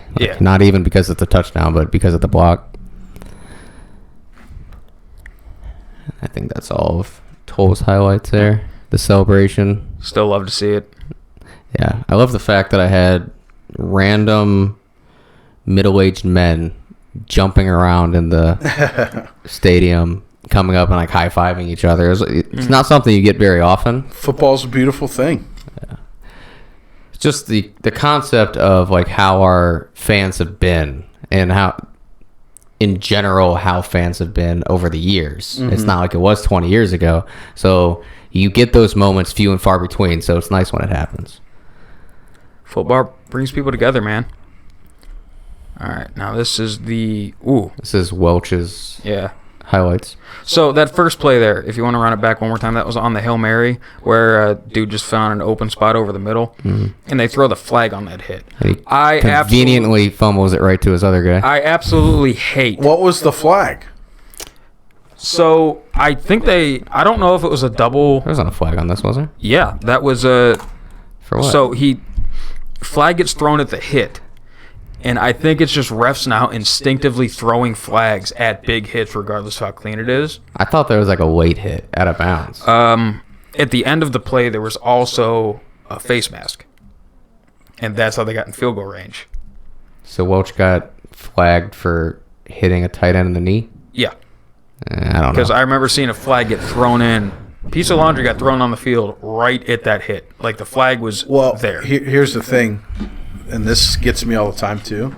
It's possible that you saw the orange beanie that looks like the flag sign. Remember when the fumble, they used to throw out the blue beanie to mark the fumble? So they might have been throwing out the orange one that looks exactly like a flag. Or he threw his flag instead of the beanie. That's possible too. I've seen guys do that. But it's probably where the fumble was. That's probably what you saw there. Yeah. Gun to my head, it was a flag, but it's, 100% possible that the wall behind me gets splattered with my brains because it was the beanie. Well, here's the thing, too. I've seen some of the chubbier officials lose that beanie because it's short, like in their pants, their belt. And they go to reach and it's not there, so they just throw the flag instead. Yeah. Because put something down, Yeah, put something there, Okay, that makes sense. Yeah. Or there just was no flag and you were wrong. I mean, I could be wrong. Yeah. I've been known to be wrong a time or two. Yeah. So showing a little one high here at the snap. Welch on an island, just, forces the quarterback to put it where he doesn't want it to and makes a play. Another one, good job fighting through the block there. Getting that low tackle. Showing a little one high again. What do you think about this as a highlight? I'm curious. Yeah, of someone that one else's kind of perspective. threw me off to see that in the highlight reel. I mean, it shows you're physical. That's the way I took it too. I was like, the positive spin. He's very physical. He doesn't Yeah. get bullied. Yeah, I mean that's like, hey, I'm here all night, boy. Okay. You better have a good release, or I'm gonna jam your ass and throw you into the ground. I love it. I mean, if you have an ability to press in high school football, you see teams, and a great example is Green. So all season they're carving dudes up. Well, all of a sudden McKinley comes out, and they got a team that can athlete and play man to man, and they can't do shit. So it is so much harder on high school quarterbacks to throw against man-to-man coverage and press, especially if you got a safety that can roam back there, than it is, just to cut zone. Because all these damn offenses now, when my last year at St. Thomas, we threw it all around because we had athletes and our line wasn't great. But God, it's just like they're throwing these 5-yard hitches forever, and then it's like eventually you get to the playoffs and that shit doesn't work anymore. So like, why even do it? You're like, I feel like you're not. When's the last 5-wide team that won a state championship in Ohio? I don't. I mean, like, Yeah. like even some of the best, like they when, lost too. when It's like Matty Mock threw. yeah, but they Matty lost Mock in the threw for state- 20,000. Yeah. They lost in the state championship to North Wayne, who had athletes and were physical. Yeah. You know what I mean? And ran the football. You know what I mean? So it's tough. I mean, even Mitch Trubisky, they didn't win it, did they? I was gonna say I don't think Nope, winners they won. lost to Moeller. No, yeah. You know, so it's tough to be a 5-wide team. Especially when it's snowing on December Yeah. 10th. I feel like you're not building your team to last. Like even like when I was the head coach at Triway, before then they had like Parker Carmichael and Derek Carmichael, who were really good quarterbacks, and they were throwing the ball over the place. Eventually they'd get to the playoffs. Someone was too physical for them and had enough athletes to match up on them, and it's like, you're done. Go home. Yeah. I just, so. It's so tough, especially when you don't see it very often. Yeah. I remember when we were playing, we were playing a team that did some press, and we started practicing it like that week. But like we're trying to, remember how our practices used to be. They weren't super efficient to begin with, but now we're devoting practice time to learn how to like get off the press, and it doesn't work that way. It's like the kids that were kind of dudes could kind of figure it out, but like just The going up timing there. with your quarterback is Yeah. so much different. I guess on this subject, this would be a good time to ask. I have a working theory that if I was just like suddenly put in charge of some little podunk, cornfield school that's going like 0-10, 1-9 every year, Minerva. they're everybody's homecoming game. First thing I'm doing, defense, we are running press man, cover 0. Just because teams don't see it enough that you're going to get some success with it. As long as you have some speed on the outside. Yeah. You might not, you're probably not going to win states with it. You're going to run into a buzzsaw at some point, but you're going to find more success than you had. Yeah, it's tougher on quarterbacks to make throws against Yeah. man-to-man. I mean, that's why, like Mike Cook, the defensive coordinator at Glen Oak, who's, I think it's his second year there, I mean, he's like, okay, we got athletes. I'm going to try to play man-to-man. And, like, as you guys saw against Massillon, I think they ran the ball. Did they have much success throwing the ball against Glen Oak? Not as much as running. I mean, I think we hit a couple passes, but we missed a couple passes also, and that's what's going to happen. Yeah. Those 50-50 balls are those deep passes are a lot tougher to complete, against man-to-man coverage. Yeah. So, no, I love playing man. If you have the ability to do it. Now, obviously, when a team goes trips, you can't really do it. Yeah. But, teams that are two-back teams that are, like to run the ball, and teams that play with a tight end, 3 wide receiver teams, hell yeah, play man, especially the short side, like the single receiver side. Play man.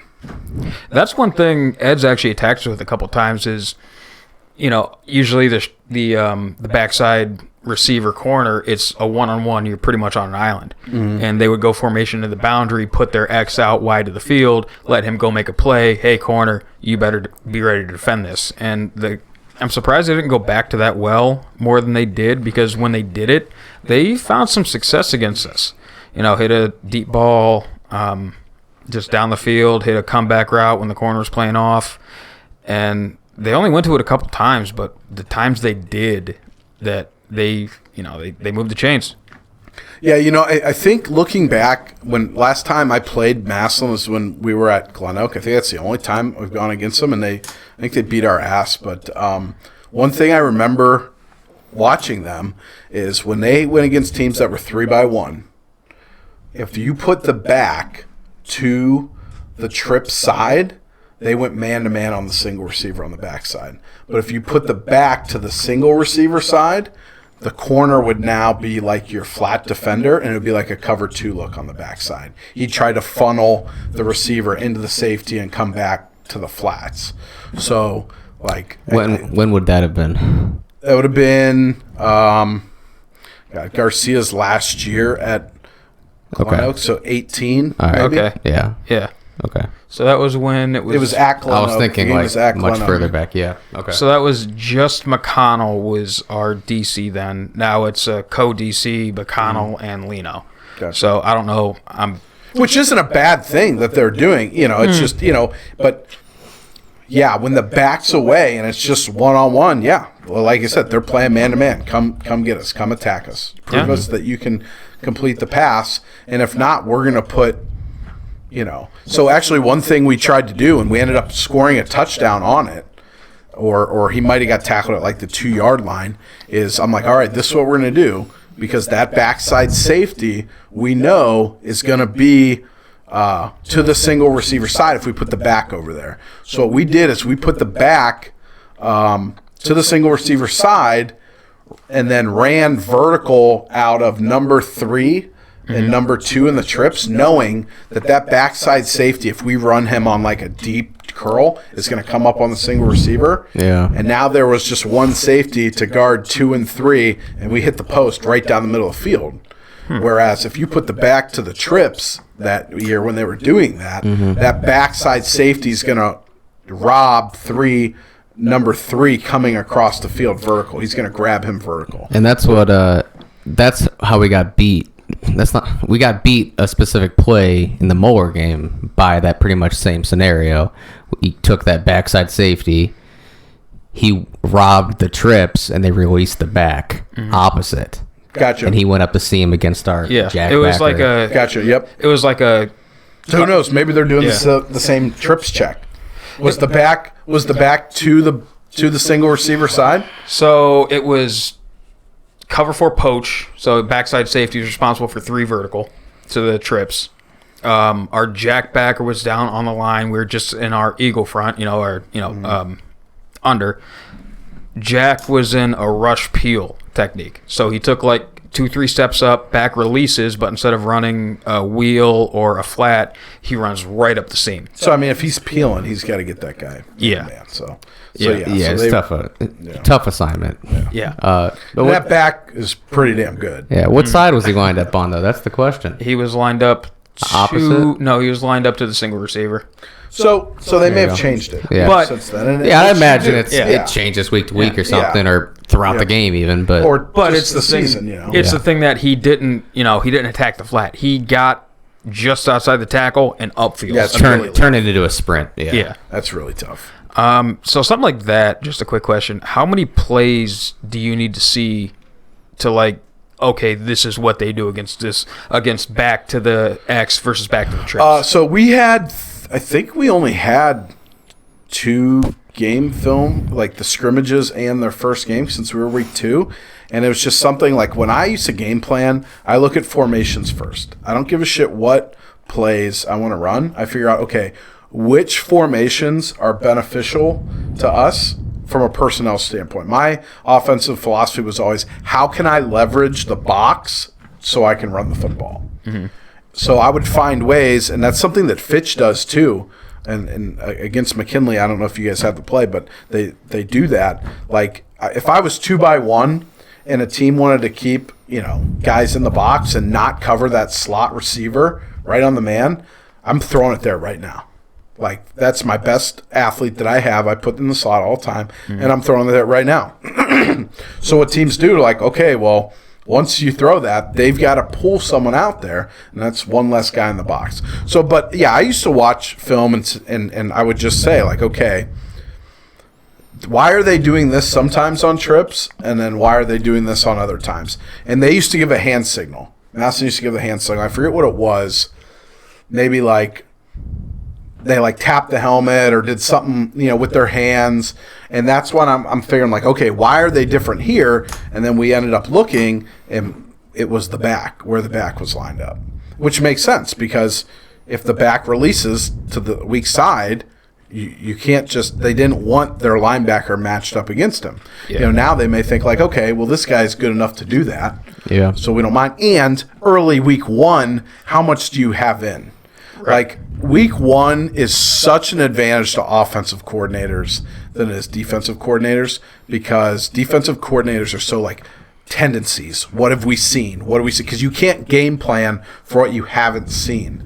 So like in the preseason, I would always set shit up. Like we're going to run this bubble screen 15 times in the preseason and put it on film, and we're only going to put like this guy there. Like when he's there, we're throwing bubble because I know the defensive corners will be like, oh, anytime number 4's number 3, they're throwing the bubble. So we would come out and just like first drive of the game, maybe not first play, pump the bubble and see like, you'd see defense pointing like, hey, here comes bubble, pump the bubble and throw the seam right down the middle field. Yeah. So it's so tough on defensive coordinators week 1, to prepare for that. Motherfucker. So you were there in 18, right? At Glen Oak? yeah. I specifically remember talking about you guys played a team week 1, and I don't think there was much sledding there, but you scored on the bubble and go. Yeah, that was we played Whitmer, who was loaded, and actually our quarterback Kendall Richardson was really good. He got hurt like on the second drive against Massillon, and our season was over. Yeah, he was a really good athlete. Broke his leg, but yeah, I mean we'd throw a bubble in the preseason, and then we'd throw the bubble with the seam down the middle. I mean I did it like at Hoban. We would do it. And actually, I think 3 seasons in a row, we got Parma Padua with it. They would just fall for it every time. Like, we wouldn't throw the bubble and go during the season. We'd keep throwing bubble. And the first year we played them, we hit them with it. And the second year, I'm like, Tim, you think we could do it again? Like, do you think they'll fall for it again? And he's like, no. So we're up at Parma Padua, and it's like 3rd and, I don't know, 4. I'm like, Tim, let's do it. He's like, no, we're running the ball. I said, like, I won't call a play the rest of the game. You just entertain me and throw the bubble and go. He's like, fine, do it. And we freaking score a touchdown again. So now we're like, oh my God, it happened 2 years in a row. So the next year, it's a new coach at Padua. I'm like, he had to watch film, right? That we've done this 3 years in a row. First play of the game, we run the bubble when they go. And we get like I don't think we scored a touchdown, but it's like a 50-yard gain. And I'm just like, these people not watch film. You know what I mean? But yeah, but you could set people up. I mean, that's tough. They probably didn't see that running back running up the seam. Moeller probably hadn't showed that. It's just something they had in their back pocket. And it was like watching. So the 3, he was hauling ass straight downfield. Like he knew his job was to clear out that safety. Yeah. Don't cross the goalpost. Yep. And so you've got room. Yeah. The single side X, he was running like a deep curl to hold the corner. And if you watch the 1 and 2 to the trips, they're just half-assing something. Like they know the ball's not coming to them. Yep. So that seemed like a schemed up. Like, all right, we got this. Yeah, I mean that's like I said. It's just offensive corners have the advantage the first couple weeks of the season because defenses don't have the full book on what offense is, and that's why it's tough. Like you play a team multiple times. Like I remember when I was at Hoban, we played St. V 4 times in 366 days. Wow. So it's like, what the hell are we going to do on offense that they haven't seen? You know what I mean? So it's kind of grasping at straws. And and you've seen that sometimes, like in the years Massillon McKinley played back-to-back. How many times has a team beat the other twice in 1 year? Has that happened much? It's usually like whoever wins the first one, the next one wins. My senior year, we played them. It was the first time we beat them in 3 years, regular season. And then we played them again in the playoffs up in Kent. And we shredded them through the air pretty good. Mm-hmm. So it seemed like, and watching that game back years later when I really understood football more outside my own job, they were like, all right, we're playing, cover 2 man. all game. We're not going to let them shred us, and our running back goes off for like 200 yards. That's what'll happen. Yeah.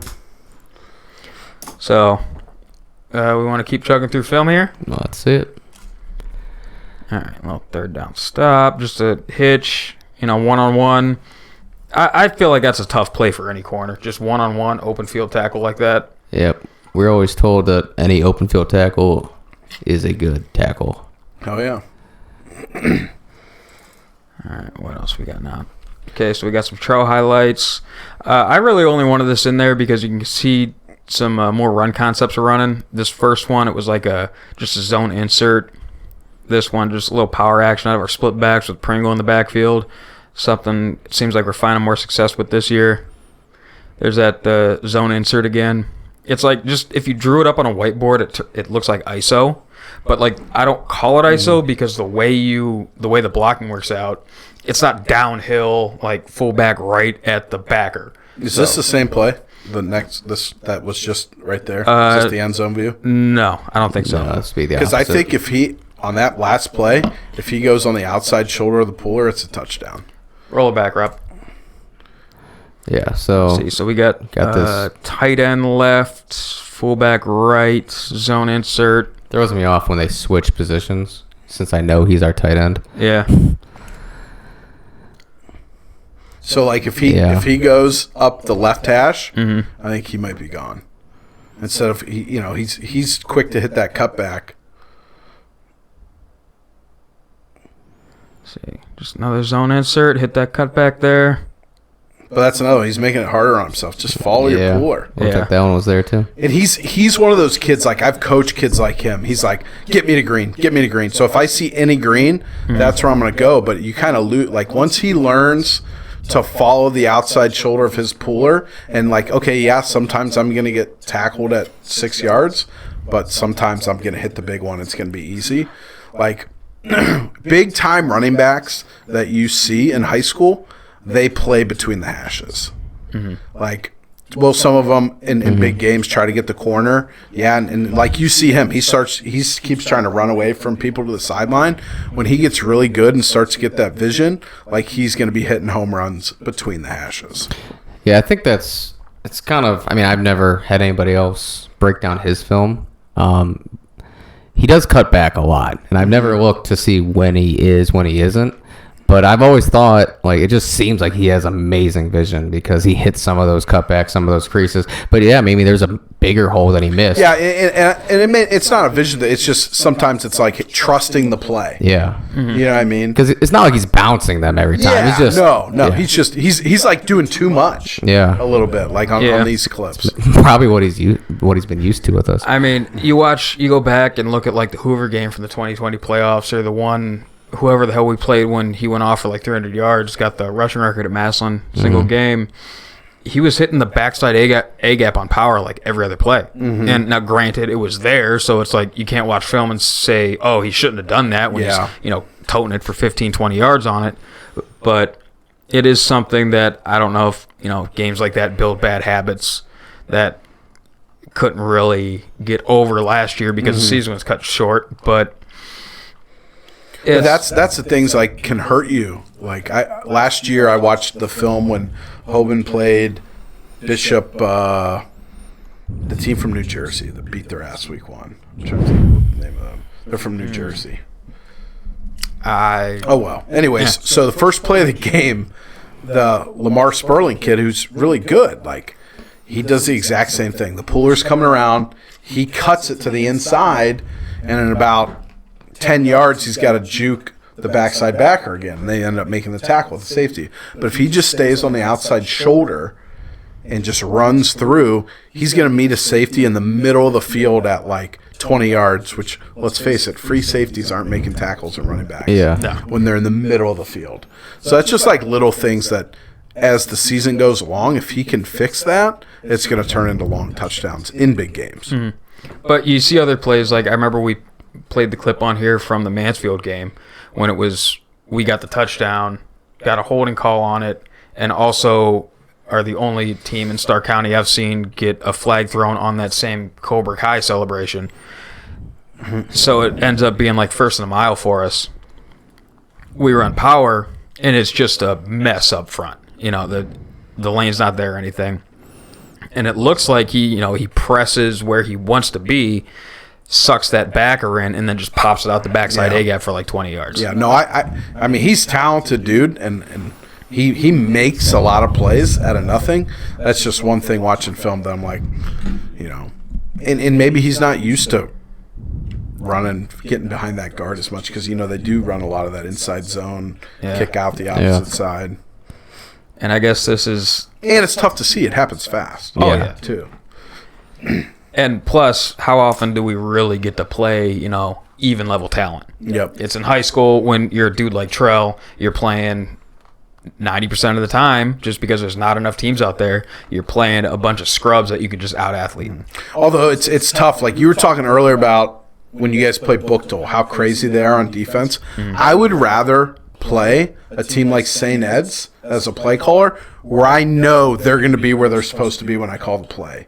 Because, like, how many times when you play Booktool, they're standing like two guys in one gap or doing some dumb shit that doesn't even matter and blows up your play just by luck. Yeah. And then be an athlete. It's like St. Ed's, I know their linebacker is going to be where he's supposed to be every single time. So it's easier to call a play, against a team like them. Now, executing is a little bit tougher because they're better, like you said. But just from calling play standpoint, I'd rather play a good team that I know where they're going to be. Sweet, sweet vindication. I said last week that playing a team like Ed's where they have dudes, they don't have to throw junk at you. Yeah. Mansfield did with that, bullshit, just over-exaggerated 6'1" front. Not to throw my shoulder out, pat myself on the back, but it feels good to get a little vindication sometimes for all the shit I throw at the wall. Alrighty. Let's see what else he does. All right. Just looks like a little inside zone action, popping it out the backside. See, that's another one. If he gets on the outside shoulder of that puller there, he's got a huge gain. Little pass pro action. Oh, right there on the outside of 49. Yeah. Right where it's supposed to go. I only have a 10-second rewind. Yeah, but make it work. Right there. Yep. So there's no one else. There's the guy out on the numbers that's going to have a tough tackle, but you got your tight end going out to block him. And then you got a guy in the middle of the field. Stay on his outside shoulder. That's probably a touchdown. So this would be something, for the fans in the stands, like, oh, why do we keep running it up inside? Exactly. It's there. Yeah. Yep. You got to trust your fullback to make this block here. And they do. 77's got his guy on skates. I mean, little pass pro action, picking up a guy that really isn't even his guy. Just they run that funky stunt. Similar concept there. I don't even know. I watched that play like more than a few times, and I don't even know if that's like a stunt they were trying to run or if that was just a rush he decided to take. That one, though, that was a stunt. They brought him from the opposite side B gap. Never mind. That's a different play. Definitely a different play I was watching. Yeah, exactly. A little dart action, pulling the backside tackle. Not a play we've run, but we've run, counter tray a couple times this year, so it fits. If you got a tackle that can pull. I mean, I like giving teams different things to look at. You know what I mean? Because when you get to the playoffs, eventually everyone's got like 8 films on you. So these defensive guys are like, oh, I mean, I guess we got to make that scout card. Yeah. Like, So I like them, what they're doing on offense, not just saying, hey, we're 2-by-1, and we're going to throw the post, and we're going to throw the deep out, and we're going to run power, and we're going to run zone. I mean, I think, like I said, I think Jalen, gives them ability to be more creative with his athleticism. Yeah, do you think that so we added Coach Woods onto the staff this year? Oh, yeah. And yeah. I don't know if you're familiar with his I mean, he was an offense coordinator when I was a sophomore, but kind of remembering back of what he was doing when he was here. And quarterback coach at Buffalo, I believe, at one point, the University of Buffalo. Yeah, he is the offense coordinator for the Arizona Cardinals. He was a position coach for the Vikings at one point. He might have been interim head coach at University of Buffalo. Buffalo. Oh, shit. He went to Miami after he was at Massillon. He was at Massillon for 1 year, went down to the University of Miami. Oh, Red Hawks. Miami University then? Yeah, whatever. Ohio. Okay. Miami, Ohio. Say Miami, Ohio. Whatever. You said the University of Miami. That's the U. He was at Miami, Ohio. Thank you. Following there, but I know he came back. He's there this year, and like you said, with our personnel with Slaughter, like that changes things a little bit. But I don't know if you thought like maybe him being here may have changed stuff, or if there's wrinkles that you might have noticed. Yeah, I mean, I think every time you add someone new to the staff, they come in with ideas, and someone like him, I mean, you're obviously going to listen to. So when he speaks, it carries some weight. So I'm sure some of these changes have to do with his opinion and what he sees on film. And like for me, I was such a, like when I game plan, I was such a week to week guy. Like we were going to run power. It depended on what we were going to run it out of. There were some other running plays that we would run some weeks that we wouldn't run other weeks. And there were some in the passing game. It was like, okay, where can I create deep shots? So we were running shit like that was new every time, to say like, okay, how can we create this deep shot? Because those are the plays, like when you're a running team, that make a difference. And so I mean, yeah, I'm not someone that said like, this is who we are, this is what we're gonna do every single week and stop us. Like Eds, they don't make a lot of changes on offense. If you outplay them, you beat them. I was someone's like, even that if I had the talent, I was still gonna game plan like we've got to coach these guys to victory, and have a winning game plan. So yeah, no, I definitely think. I mean, obviously, it's an advantage you can add someone to the staff like that. I think I rewound it a little bit because I wanted to see this touchdown. The old 2-point conversion. Yeah, 2-point. Wildcat, second time we threw that look at him. Not Eds, but in general.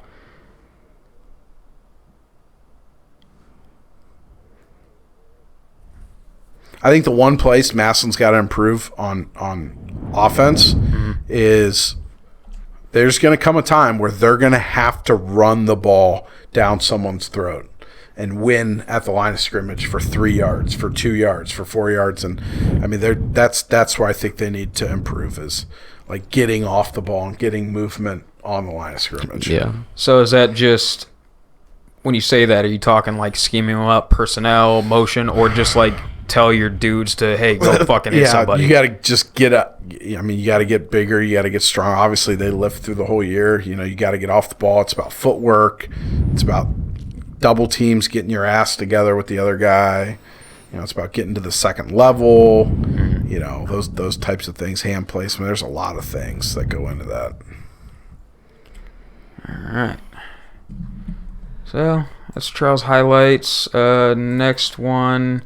This is. Let's find out. Maybe a bad recording.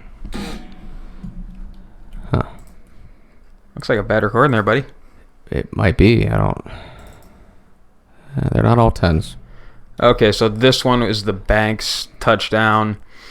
Obviously missing a lot up at the beginning to really show what's happening there.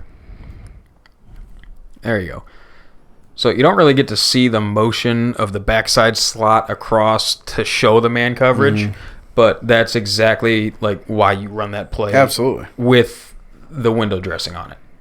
You get that motion, and obviously teams see that. You can kind of hide, man or zone tells. Like, for instance, if I'm Eds, I'm not, and I have like 8 weeks of film of them doing that, once, twice a week, I might have the safeties rotate rather than have a guy follow across, really mess with the quarterback's reads.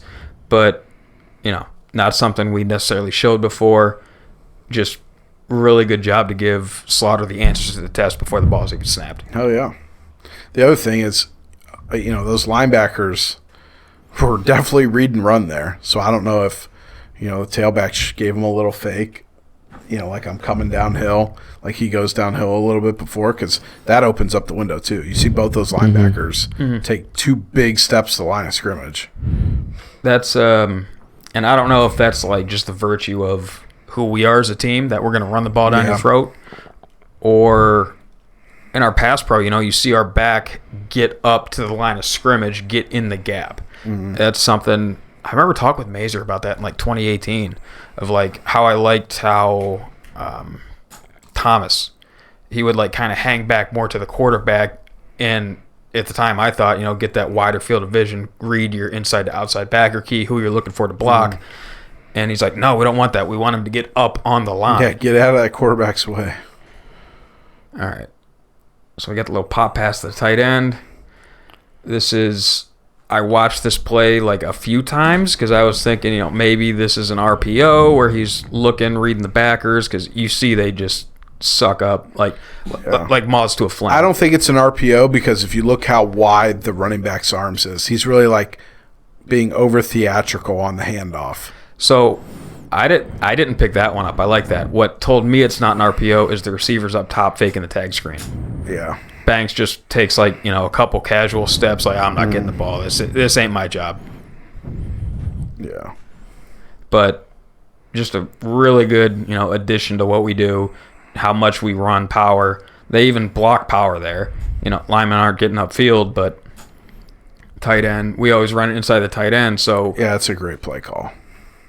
Great timing too, because the quarterback a lot of times throws that ball too early before the guy's looking, or he throws it too late. I mean, that is a tougher pass than you would think, just from a timing perspective to throw, because you've got like a 3-yard window to complete that pass. He might have even been like a half a step late on delivering this, but you got to make sure his head's around, because you beam him in the back of the head. You know what I mean? Right. Great play call. Now looks like a not top 10. Like, okay, now he gets his head around right when he released it,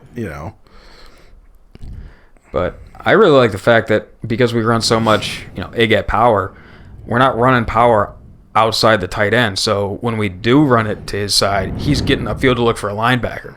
So they're trying to get around the block. They're not trying to cover the top they read pull too. Yeah. I mean, if you're a linebacker and you see someone pull, you're done. I'm not thinking pass anymore, because if I don't react to it, well, now they're coming at me. That's why the 49ers for so long, like they were running, like in the NFL, they were the first ones to really bring it back, was pulling on play action, because it just creates that space where the linebackers have to step up and opens the middle of the field up. So those linebackers read pull, they've got to go be like, hey, it's run. Because if you're hanging back, I mean, now that ball's coming right at you. So I mean, that's a great job by Massillon, and that's trusting your offensive line too, because that guy's vacating a space right in front of the quarterback. Yeah. Like, I used to love to do that with a tight end in the game, just out of a pro set formation with Danny. I used to do it since he was a big, tall quarterback. We would run ISO. Or we would tell the backs to run it like ISO, but we would pull like we're just running power. And, we play a team like St. V's who really wanted to get those safeties into the run game, and we'd throw the post over their head constantly, because it is so tough to tell the difference when you're under center, you're in the eye, the quarterback's back's to you. And in the gun, it's a little bit easier, to see, but it is so tough on a defense, to be able to read pass when someone's pulling like that. And that's something Tom Brady talked about in the NFL. Him and Gronk made a living off that play for years, and he stole that one from Peyton Manning with the Colts. When you get that pull, linebackers flow, easy. To your point, Hank, I wouldn't be surprised the next time we do this if our receivers have a little bit more effort. Yeah. Oh, yeah. I mean, you see that high safety. He sees Bank walking, and then you talk about how small of a window this is. Absolutely. If this safety is reading anything besides Banks right here, I mean, you can see he's like, oh, Banks isn't doing anything. I'm going to just turn around real quick. And then he's the one he's like, right now. And but maybe if he's reading in front of him more or something. But, yeah, I mean. You're absolutely right. Anything else That's the same with running backs carrying out their fakes. Like, how often do you hold that backside linebacker on your fake who's chasing a guy down, 10 yards downfield? It's the same type of concept.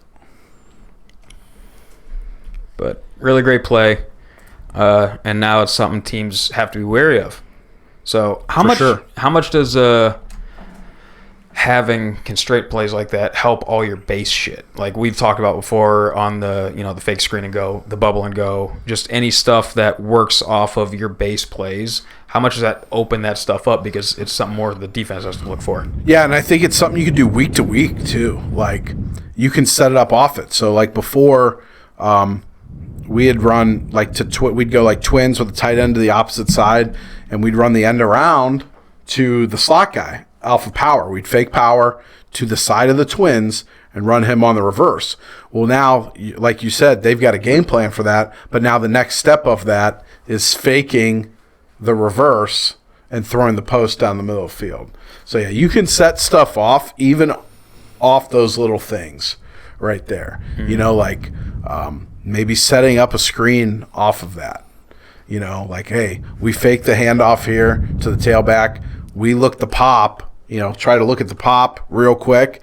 Safeties jump on it, and right now we're throwing the slip screen, the jailbreak to the receiver or the tailback on the other side. So yeah, there's definitely stuff you can do off of that. But yeah, I was always, like I said, I was big on running what we run out of the formations that I like, and then creating plays like that off of it. Like, okay, this is going to be there because of the way they play it. Mm-hmm. So like, for example, we played Louisville in a playoff game, and we would go 2-by-1 with the fullback. But I noticed, when we go trips, they have a trips check. But if I put that fullback now as a wing, it serves the same purpose to me as trips, but they aren't counting as a trips check. So they're short a defender over there. So we ran him on like a go route, like across the safety's face. Mm-hmm. We ran 2 vertical, and he's like, well, I just got to be on this receiver because that's a fullback. I'm not paying attention. We run right down the middle of the field and score. Those are little things that you can game plan off of, But, yeah, I mean, you got to set shit up all the time. You can go back up and set up shit. Like, I'm playing another team that runs the same defense as St. Ed's. They're going to say, like, they're going to go look at, okay, what did they do against Ed's? They run a similar defense than us. And then you set shit up off of it. All right. I think this is Pringle's highlights. He's a stud. So first play is the second and short game-saving strip to recover the fumble. What year is he? Junior. That's what I thought. Yeah.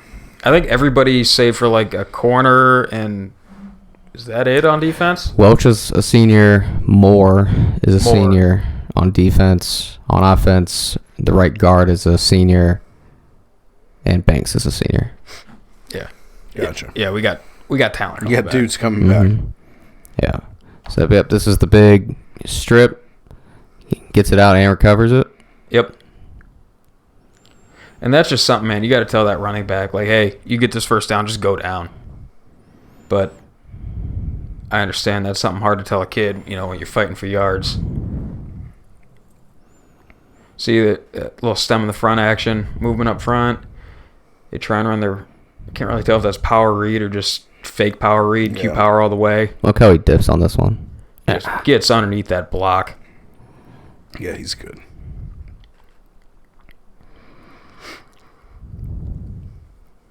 Red zone action. I was surprised they threw it here. You get a rollout. You got to make the. He's got closeout speed too. Yeah.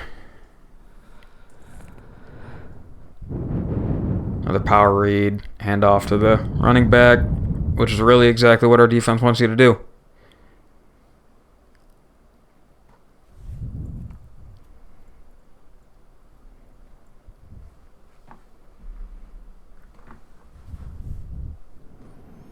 Play, just step up, make the fight through the mud and get up in there.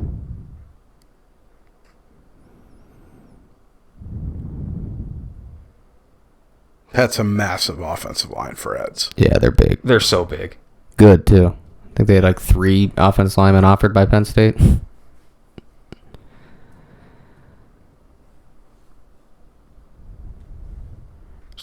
Now look at the touchdown. You know who he reminds me of, and you guys probably remember him, but I think he's more athletic. Remember that Newman Williams for St. V? It was number 34. I believe you guys played them. What year was he? He was. They were when they won the state championship. He was there with like Dante Booker. It's like I remember Paris Booker and Campbell. Okay, yeah. Yeah, I think you guys had a crazy game here against. Yeah, we played him that year. It He was was a stud. He was a linebacker. dude was a dude. Yeah. Yeah, a more athletic version of Newman Williams, I feel like. a more athletic version of a state championship linebacker. I'll take that. And I think he played at Akron U for a while. Just some Wiggins highlights. That's less a Wiggins highlight and more a Slaughter one. Just like keep having to drift back because the rush was getting there, and to get that ball off on the drag route in stride. That's a long throw too. Mm-hmm. You're almost at the opposite hash, falling away across your body to the other side. I mean that is a long throw. This is my favorite part of the play, though, right here, Hank. Standing around. Here's your sophomore receiver, Toll, saying, get back in there. We're trying to win a game. Mm-hmm. Sophomore receiver coming up there and reminding you that the clock's running. Yeah. Just a little heavy personnel, play action hitch. Corner's playing off, take the easy yards. If a team like Ed's wants to give it to you, Yeah. Oh yeah. can't go broke taking a profit. Yeah, I love it.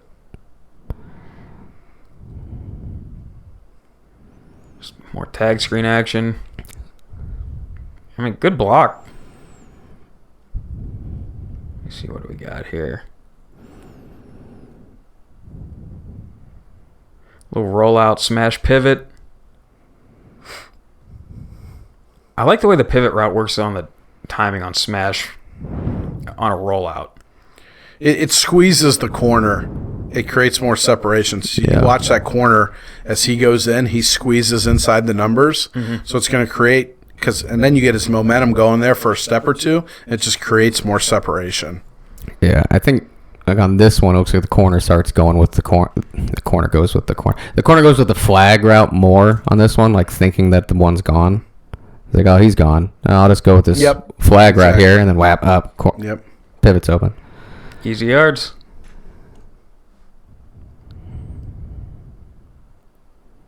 Just a little tag screen off inside zone. Slaughter sees 2 over 2. I like how Banks switches what guy he's going to block because the first one was slow playing it. Most dangerous man. Same play as earlier, just falling back on the drive. Another first down. Yep. Key pickup too. Because that was I think part of the last drive where it was like this is the gotta have it nut up time. Yeah, I think both of those were there at the fourth quarter. I mean, you guys as fans have to feel better about Jalen Slaughter right now than you did 2 weeks ago or 3 weeks ago. Yeah, I mean, it went from, I saw the talent, I saw the potential, but he is a young sophomore. Give and take. Now you're starting to see the stats are going up, the numbers are going up, the percentages are much better than they were. I mean, it's definitely looking a lot better at the beginning of the year. Yeah, he's impressing me. And he's still going to make some mistakes. It's going to happen. It's going to happen. But I think the couple things that really stood out to me on his last couple stat lines, more than just like the yards and completion, is no interceptions. Yep. Sophomore quarterback, still relatively fresh to the game, hasn't seen much, and he's putting the ball where it needs to be. Mm-hmm. There's a couple throws where it looks like he's got a horseshoe stuck up his ass, where on that late over the middle to the snag, not something you, like you said, in film room, like, hey, let's not do that, but he's not making bad reads. Yeah. Were you guys running a lot of those patterns that you're doing stuff across the whole field at the beginning of the year? Because sometimes for a young guy, you try to stay like, hey, I'm going to take half the field away from him, not make him read the whole field. And now you see them running these like, double cross mesh type patterns where he's got to read more than just the guys outside the hash on the side. And I think that shows growth too. So I mean, like the drive. Yeah. During the off season this past year, I went back and looked at once he was a starter, what were we running? Just nothing but mirrored concepts: smash, sail, pick a side. Pick a side. The deep out, anything going over the middle was off heavy play action, 1 or 2 deep routes. This year, the first time we were in drive with the dig and the drive route, it was out of we had the tight end running the dig. Not something we normally do. So I saw that and I'm like, oh, we've been repping the shit out of this. Like, this is something he's comfortable with. This is something we like. They trust him. Yeah. And it's something we have run quite a bit this year. Cool. Yeah. Yeah. I mean, he keeps the ball pretty safe. Even when he was having low percentage games, the passes were safe. I mean, that's been pretty consistent for him. So this is Fitch film, right? Yeah, this is the Fitch versus Ursuline recap. Just a couple highlights that they got. Here, they're just out of nub trips. They run 2-3 switch verts, and the 2 just gets lost in the sauce, and man-to-man. Easy pitch and catch. Yeah, they do. They're very simple on offense. I've seen them a couple times. They're just like, they're similar to what like my offensive philosophy used to be. Is just, where do we have the numbers advantage, and just take advantage of that. But they've got this D end who's got offers from everyone. I think that's probably him right there. Everyone in the country. Yeah, he is a stud. So they're gonna have to chip on him and give some help and protection, because he can change the game just like that. Yeah, I have. I don't know if it's considered a hot take at this point, maybe, but I was watching some of his film, and who am I to say that every college in the country is wrong? And Georgia's offering him, Auburn's offering him, he's going to Ohio State, going to Michigan, all these camps and everything. I think there's a lot of potential to be had there, but I think he's still really raw.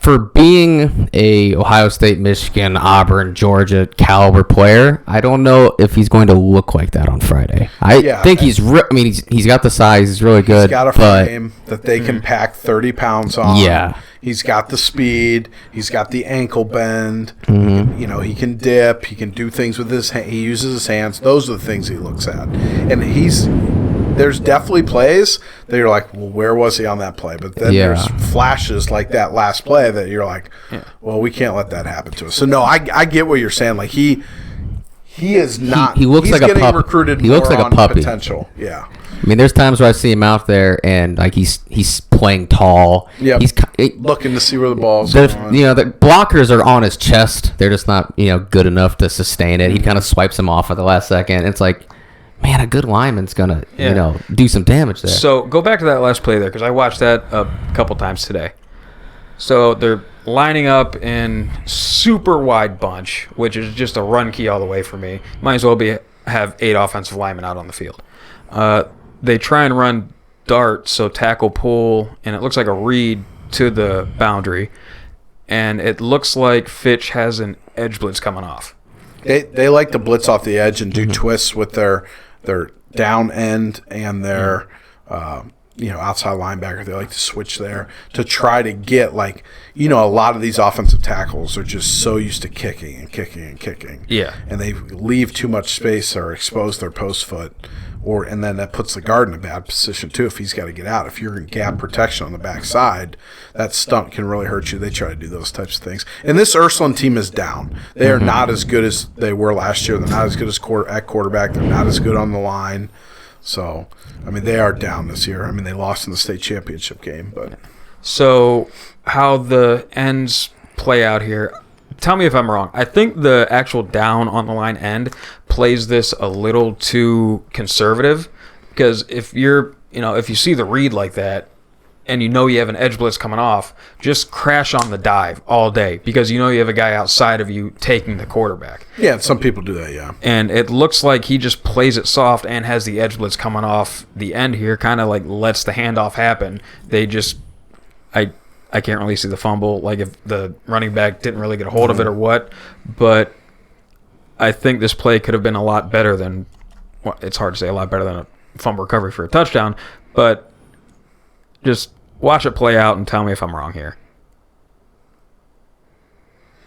Yeah, I think since he plays so wide because he's athletic, they're putting him wider. Now, the way that handoff happened, he was trying to play both, instead of just saying, I'm going to attack the dive, which he probably should have done. But then you also have these coaches, too, that are teaching, attack the mesh point. But when the back's to you, it's tough to see that mesh point. So, yeah, he probably should have taken the dive knowing he's got someone off his edge for the quarterback. But, yeah.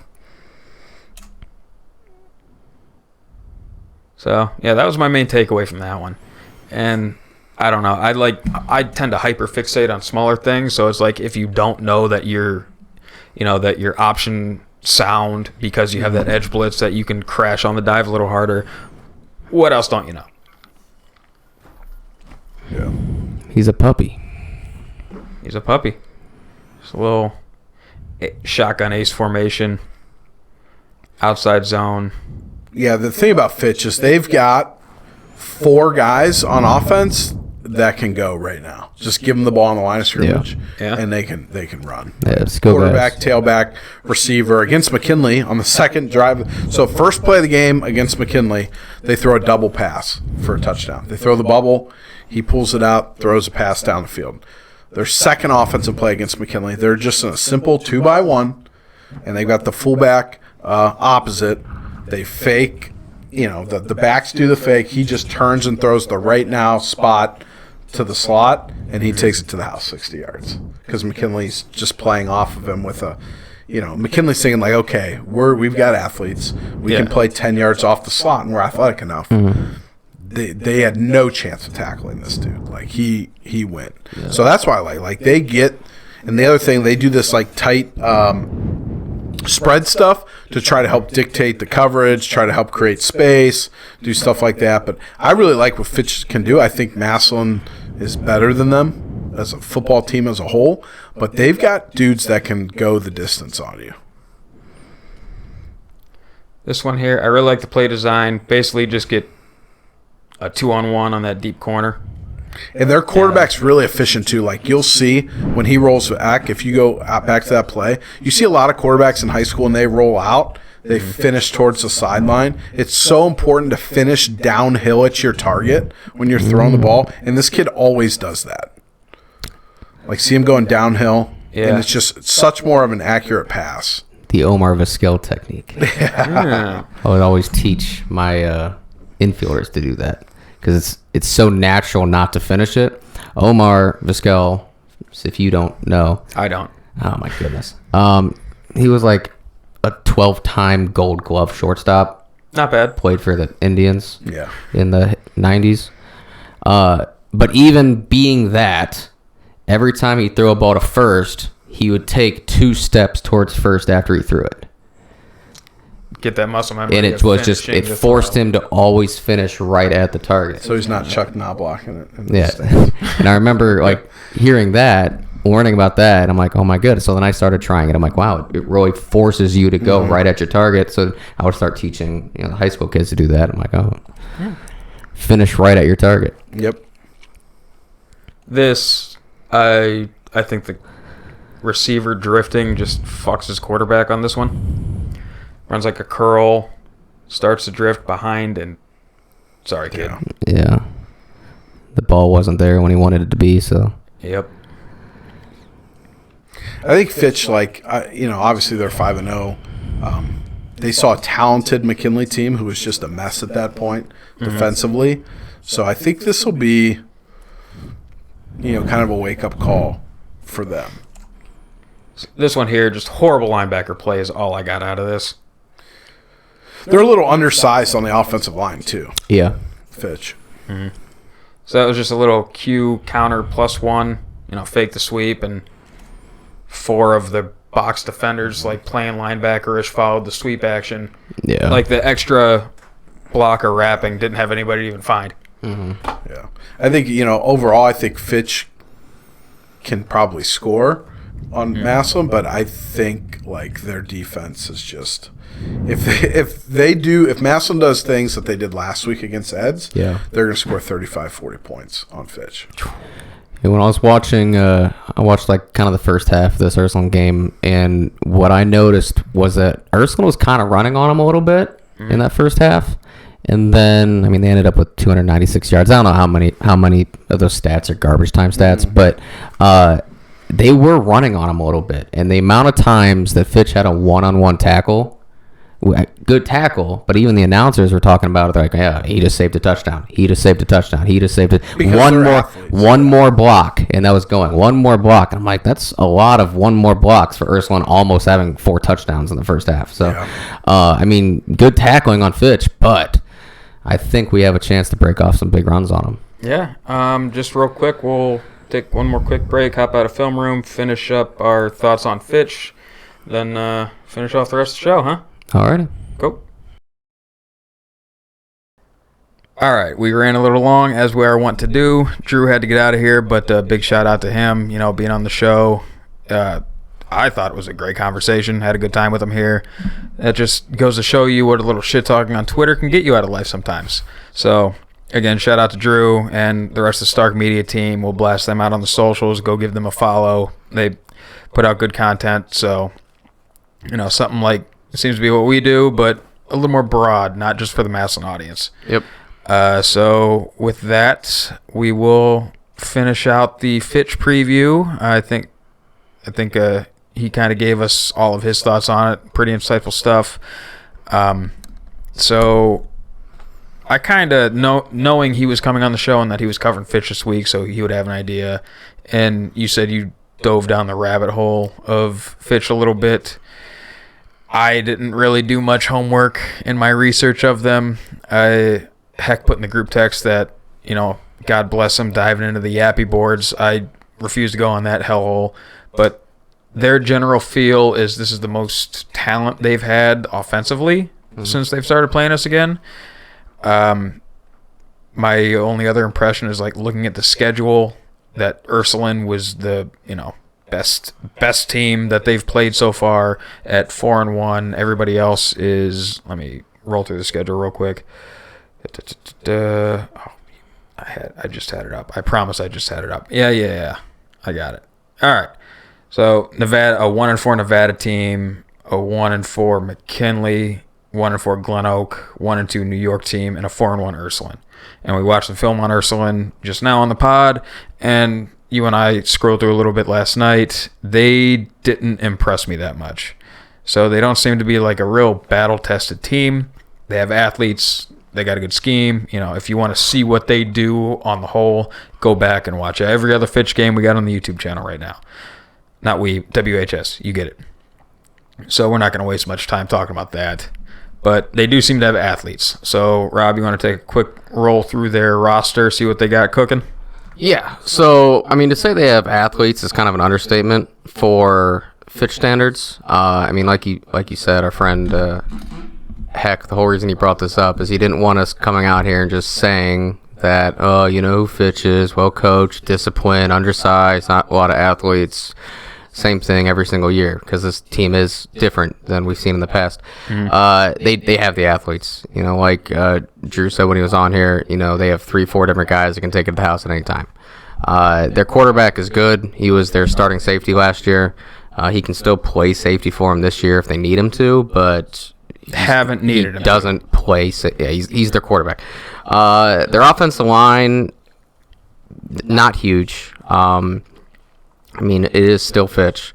6'3", 275, 6'1", 290, but then that's when it tapers off. 5'11", 230, 5'10", 220, 6'2", 240. Wouldn't be a Fitch team if they didn't have an undersized center. Yeah, so... Rocco. Yeah, Rocco. Line's not huge, but not a bad line. Let me see here. That left tackle, who's 6'3", 275, has Youngstown State offer. Let's see. But it's the skill players that, that's what it is with them. Let's see, their top 4 receivers, 6'2", 205, 6'1", 165, 5'8", 155, 6'2", 180. So, let me see here. The one has an Iowa State offer. He's their number 1 threat, Cam Smith. And it looks like he can play anywhere of the 4 spots. Yeah, so they can move him around. Let's see here. He's your queen on the chessboard. He's you move him around, can do anything, get him the ball, and good things happen. Mm-hmm. Yeah, there's Z, 6'1", 165, number 2 threat. He's the number 1 deep target. He's a deep threat player. That's what he is. their H was injured and didn't play last week against Ursuline, and that's where you saw the Cam Smith guy move around. And then their X is a deep ball threat, but appears to be their number 3, maybe number 4 when they're fully healthy. Let's see here. Their running backs, they have 2 good running backs. Bowling Green offer for one, Toledo offer for the other, 5'10", 210, 5'10", 190. They're both very physical. They have good vision. They play behind their pads. They have speed. Good running backs. Let's see here. A tight end. Not in the right home about Not too much to talk about. 6'2", 210. And then their quarterback, Deshaun Vaughn, 5'10", 175, and he's a junior. He has an offer from Toledo. Deshaun Vaughn. That's Deshaun a great Vaughn. name. You love a little Deshaun Vaughn. alliteration. Yeah. In their name. That's not alliteration. Alliteration is like the same sound. Yeah. Yeah. It doesn't have to be the same starting, same starting letter. Vaughn. I Deshaun mean, Vaughn. they rhyme. I might be going But for like, rhyming. is rhyming also alliteration? For the sake of me not being wrong for the 100th time tonight? Yes. Yeah, Yes, okay. it is. He throws a good ball. He's got a strong arm. He's accurate. And he runs it as well. I mean, they do some QB reads. They do QB draws with him. So good athlete and pretty protective of the ball. And like what Drew said, takes care of the football, good technique, just good quarterback. On their defense, they have that player we were talking about. Name is Brian Robinson. He's a junior, 6'5", 230. Hey, we had one of those a few years back. We did have a Brian Robinson. Yeah, B-Rob. I think he also goes by B-Rob, actually. He's got offers from every school in the country, essentially. Not an Ohio State offer, but he's done visits with them. He's gone to a couple Michigan camps. He was kind of the player I was looking at the most because they're making him out to be some absolute world beater. He's in the Under Armour All-American game as a junior. Do they separate it now by grades? I have no idea. I thought that was like mostly a senior thing in the back. Whatever. He's an Under Armour All-American. Offers from everywhere. At 6'5", 230, he's not like this humongous defensive end that's just going to run over your lineman every play. Like I was alluding to earlier, he's still very raw. I say he's like a puppy because there's times where it looks like he's just kind of out there. Like he makes some plays, he gets there, he gets home, but he's not some just dominant force where he's coming off the line strong, ripping past your tackle and getting to the quarterback. It seems like he's athletic, but not dominant. I haven't seen it. I watched some of his own highlights, and it looks like an 8th grader's highlights, a freshman's highlights against 8th graders against freshmen, whereas like you're making plays, but it just looks like it's not as physical as you would expect I think he's a 3-star, maybe 4-star athlete. It's rising. His stock has been rising, right? He went from Youngstown State was all over him because he's a local kid, and now Georgia and Ohio State are on him. So it's been a rising process for him. So 3-star, 4-star, whatever. But I just don't expect like Jack Sawyer to come out here and run over your left tackle 20 times in a row. I haven't seen that. I'm sorry. I think he plays a little tall. I think he's blockable. I think he's a product of just pure athleticism sometimes. I mean, we'll see. He's obviously good. Yeah. But I'm just trying to bring down the hype train. He's going to Georgia thing. Like, not saying he is, but like that's the biggest school, that's highest ranked school that's offered him so far. So defending national championship offers a pretty good. So 6'5", 230.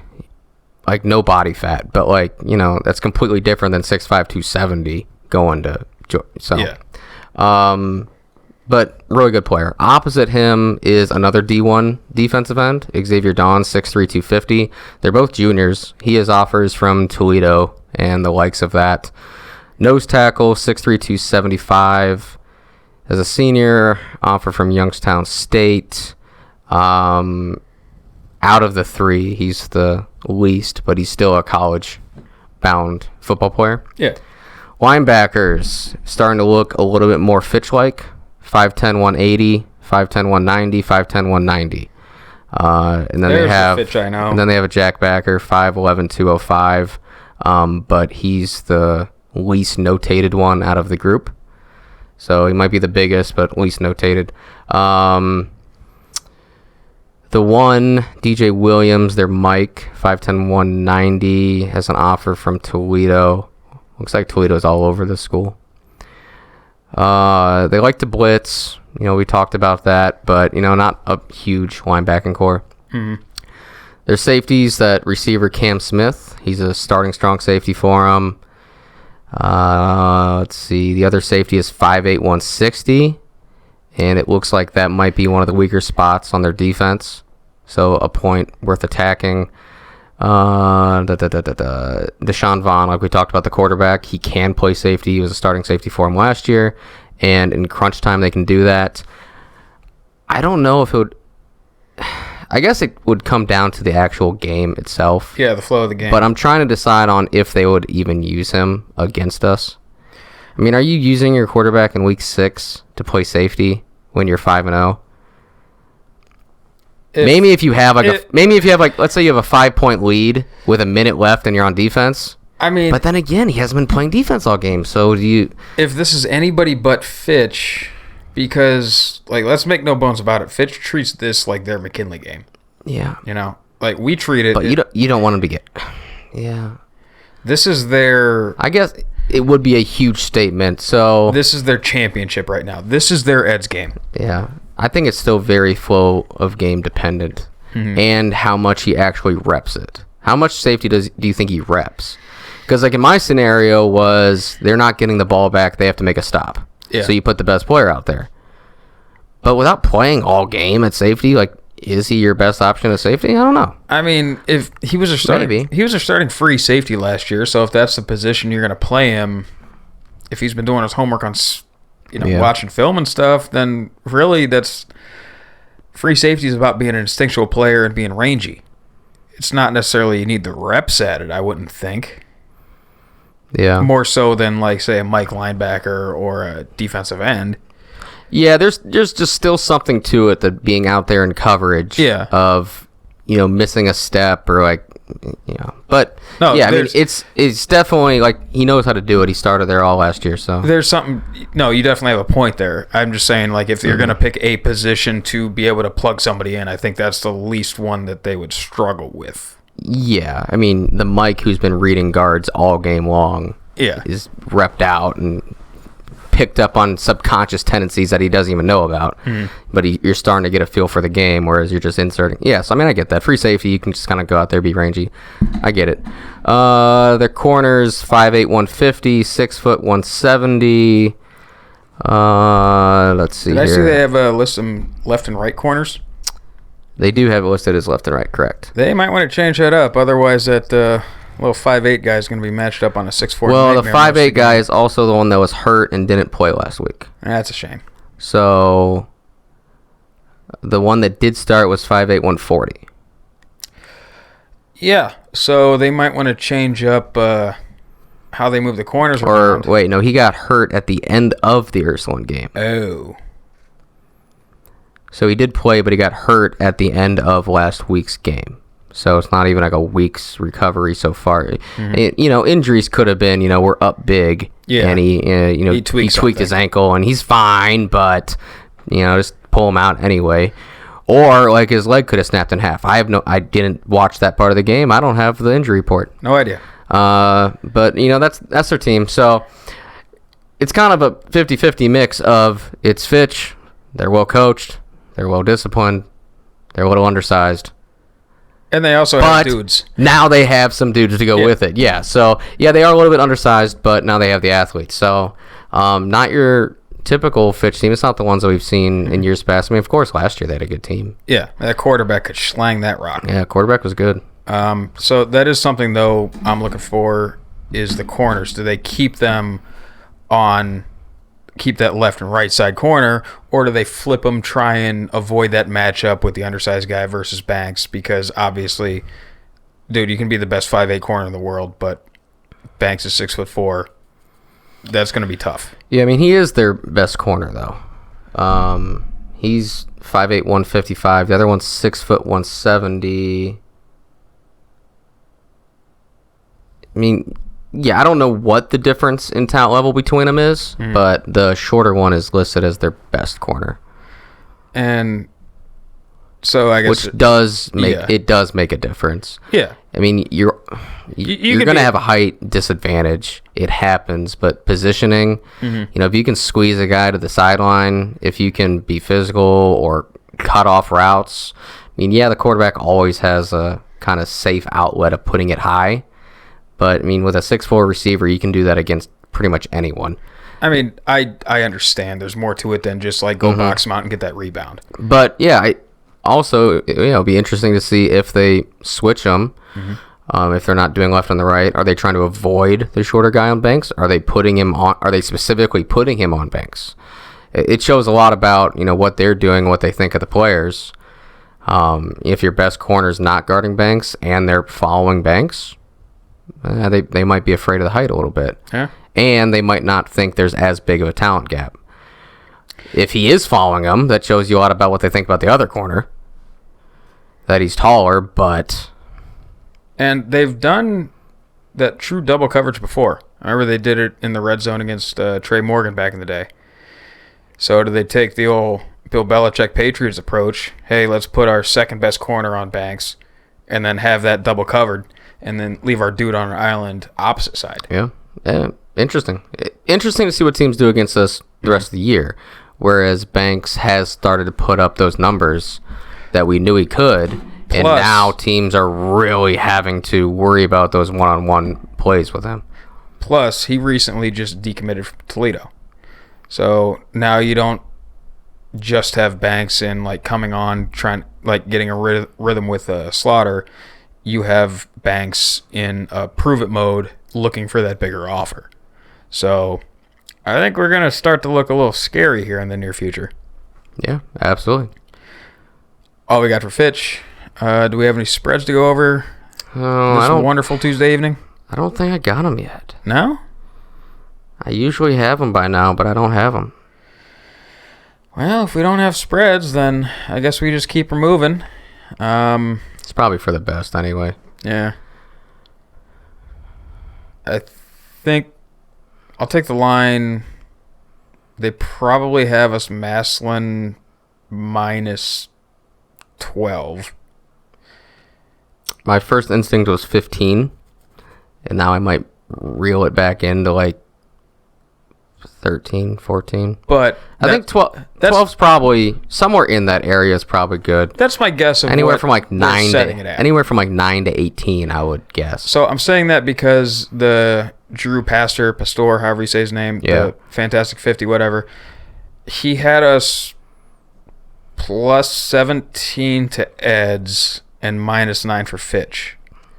So I'd imagine that big game jumps it up off of Eds will bump our line up a little bit, maybe get it up to a 2-possession game. Yeah.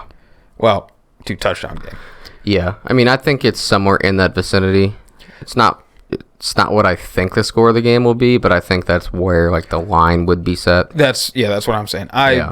If I was trying to guess it like personally, Massillon minus 21. Yeah, I would take the over of any spread that we've mentioned so far. All right. I like it. Or Massillon to cover, I should say. But yeah, that's about all we can, I guess, muster for the spread talk right now. Well, on the subject of him, though, he did have us ranked as the second hardest schedule in Division 2 this year. Yeah. So that's something. And also something that kind of like made me sad, but in a way that I'm not sad about. Last I looked, we were minus 24 against McKinley. My, how the mighty have fallen. I don't see how they can put spreads out that far in advance, but... Well, he does predictions for every game. Yeah, but doesn't it update every week? It does, but... That was created when they were 0-3. I or looked something. at that, I think, right before the Eds game. Oh, so, Day or two before. All but right, so they were 0-4 going into that. Yeah. But yeah. Let them come into their own. They had a big win against Green. So, they could tie some on. They could go through the Fed. I thought you were about to say they could tie a game or two. They could tie a game or two. You don't know. Yeah. I mean, they could. Yeah. The Fed is not world beaters this year. No. So not. they could, Hey. why can't I don't know what their schedule is, but why can't they win until week 10? I'm rooting for it, man. Because Lake's good, but they're banged up. Hoover's not great. Guanoke's not great. no. Just Played Perry already.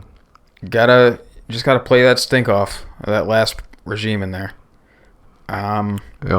It's tough. Like we mentioned earlier, Moore's first year, 4-6, rough one, but made it to the playoffs since then and haven't looked back. Yep. So hoping for that kind of turnaround. Keeping her moving though. Get into some fan questions and get the hell out of here, huh? Yes. All right. So what do we got first?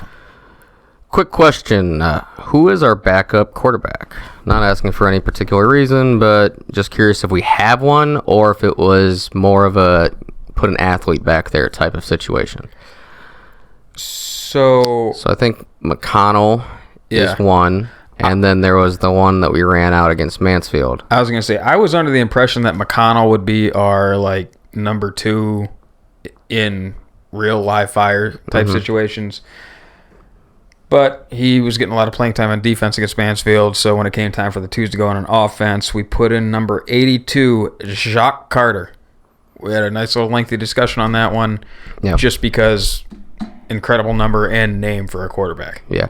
So I think that is the official answer to the question. Yeah. And then also, I mean, you've seen us do a little bit of Wildcat. How much of that we have, I have no idea. We have a couple of plays we can sprinkle in with Wildcat. Would we be able to sustain a drive to ice a game? Let's say Slaughter gets kicked out of the game because his pants are too short in the fourth quarter, and we don't have replacement pants for him, so he has to come out of the game. We have a 4-point lead. The ball on our own 30 with 3.5 minutes left. Yeah. Can we ice a game out of Wildcat? I don't know. Well, I mean, you could probably. Well, I mean, So when you could you- probably just hand it off with a backup quarterback every Yeah. time. But now I'm just curious. Could we do a drive But straight at out that of point, Wildcat? you might Yeah. as well just run Wildcat and eliminate the step, because if all you're just going to do is hand it Yeah. off every time, so Have the then you got to extra- look you gotta at go +1. how much do you have in the Wildcat package. So we have power, like we've seen that run twice on 2-point conversions. Then what's your auxiliary run to play off of that? Is it outside zone? Is it inside zone insert, counter trade? And then do you have any kind of window dressing on it too? Do you have Can we run? Do you have the jet sweep? Do you have a fake jet? Do you have any sort of read option element to it? How much do you have in that package is how much you can run that in the open field and not just keep it as a 2-point play. Can we run our 2-back set, but with Trell as the quarterback, and then have Pringle and Mylon Lennox as the running back, fullback, whatever? At that point, And then also have reads and shit off of it, or just straight. so how much? I know that this is going to be the entire morning for you tomorrow, is drawing up what you would do with that set right there. That's You're not going gonna to be do my it- entire morning. It's gonna going do to it be my tonight. next 5 days. Okay, see, there you go. Yeah. Just having Trell taking the snaps, and then Pringle and Mylon Lennox back there. My only real concern with that would be how much practice time can you devote to Trell running the option and actually reading guys and getting the handoff down. Yeah. Beyond that, gimme. Because, I mean, you could kind of run some of your same stuff out of that, Yeah. but then just also have, the reads off of it. Yeah. And then add in, a quirk of, And just straight lead with two. So, I mean, beyond that, you can almost get away with not having any sort of option element and just making the backfield action look the same for a few different runs. Say you have like a stretch play where you're handing it off to Massillon with Pringle lead blocking, where Trout hands it off, and then you have like a fake that stretch and counter coming back the other side. Yeah, I guess since you're taking the quarterback element out of that, you could treat, even though Trout's the one taking the snaps, you could still treat him like the running back. And then use one of the extra running backs as just window dressing. I like that. Yeah. I like that. Take the easier, handoff quicker out of install it. time. Yeah. Yeah. And you're still running the exact same play you would have been with Trout getting handoff. The only downside to it, though, is as an OC, you're kind of guessing how the defense is going to play. I mean, you can still do the check with me stuff to get an idea, but you're still calling the play rather than letting the quarterback make the play right. Yeah. No, but I'm saying is, you could always just add. That would be also quick. Yeah. And then again, on the flip side of that is any sort of option play, the defense is dictating who gets the ball. And if I'm a defense seeing Trell take the snap, I'm saying, oh, hand it off every time. Yeah. So just some. We're gonna force the option team to hand it off. Yeah. And then you have Pringle going for 6 yards a carry. 8.5. 8.5 yards a carry. There you go. Well, that's exciting. Yeah. So there's our backup quarterbacks and our theoretical Wildcat situation. Let's see. Next question. I didn't read through these all earlier. The consensus has always been that there's young talent on both sides of the ball, but can they play disciplined football when it really matters? A certain amount of mistakes is warranted early in the season, but we continue to see it, even going into this week.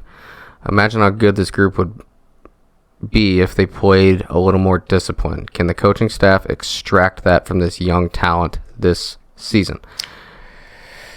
So we talked about it before in the Ed's breakdown. We saw some mistakes. We did our best to lose that game at certain points. But we got the ball back, and when it came nut crunch time, we executed. And we executed beautifully. These are kids. You got 15, 16, 17-year-olds out there. Mistakes are going to happen. This is not Madden on easy mode. These aren't robots. It's a bunch of high schoolers running around playing ball. You're going to see mistakes. It's going to happen. I'm still going to be hard on them for it, but it's part of the game. Yeah, I mean, the team's going to continue to grow. I'm trying to do just some mental math of how many kids weren't full-time starters last year, and it's just a lot. I kind of stopped. I would thinking about say most. Yeah, so most, more than most of them were not full-time starters last year. Some of them got some reps, but they were young at the time. They're still young now. We have sophomores out there, plural sophomores. I mentioned earlier that we only really have 4 seniors that start, and even then, some of them get rotated. So it's a young team. There's going to be growth. It's going to continue to happen. A little bit more battle tested. You had Mueller week 1, where it was oh man, did we just give up a lot? Right, we blew some plays. Against Eds, there were mistakes, but not just completely blown coverages. Stuff, not getting into details, but mistakes happen. Fumbles are going to happen. I mean, I think a big one is I'm not crazy about that kickoff, just because it seemed like we didn't have he went untouched. That happens on a well blocked kickoff, right? But it seemed like he could have went untouched without an extra, you take away 1 or 2 of his blockers and he's still going untouched. And that's what I'm not happy about. I didn't like that aspect of it. Well, we always try and kick the ball into that little box in the corner, in between the 5 and the goal line, in between the numbers and the sideline. And it seemed like that kick would have landed right on the PAT line. pretty much where most of your kick coverage team is not running to. You whiff on a kickoff, ball goes where the blockers aren't. No, you still have lanes. I understand what you're saying. There's a reason why we kick it where we do. But you still have lanes that you have to cover. Yeah. It's not like, oh, we accidentally kicked it down the middle. Here's a free touchdown. Well, that is what happened. No, that's what happened, but that's not what was supposed to happen. You kick the ball down the middle. You generally don't draw up your kickoff coverage to But I'm give saying them no a matter touchdown. where that ball gets kicked at, Yeah. you should have lanes covered to prevent big plays. I understand what you're saying. Doesn't matter where the ball gets kicked. Mm-hmm. Ideally, you place it in a corner, or there might be a weird window in the kick, yada, yada, yada, yada, right? We probably didn't plan for it to get kicked right down the middle, and we didn't really, I don't think we kicked it down the middle after that. No. But you kick coverage is still fanned out enough that you should have lane integrity.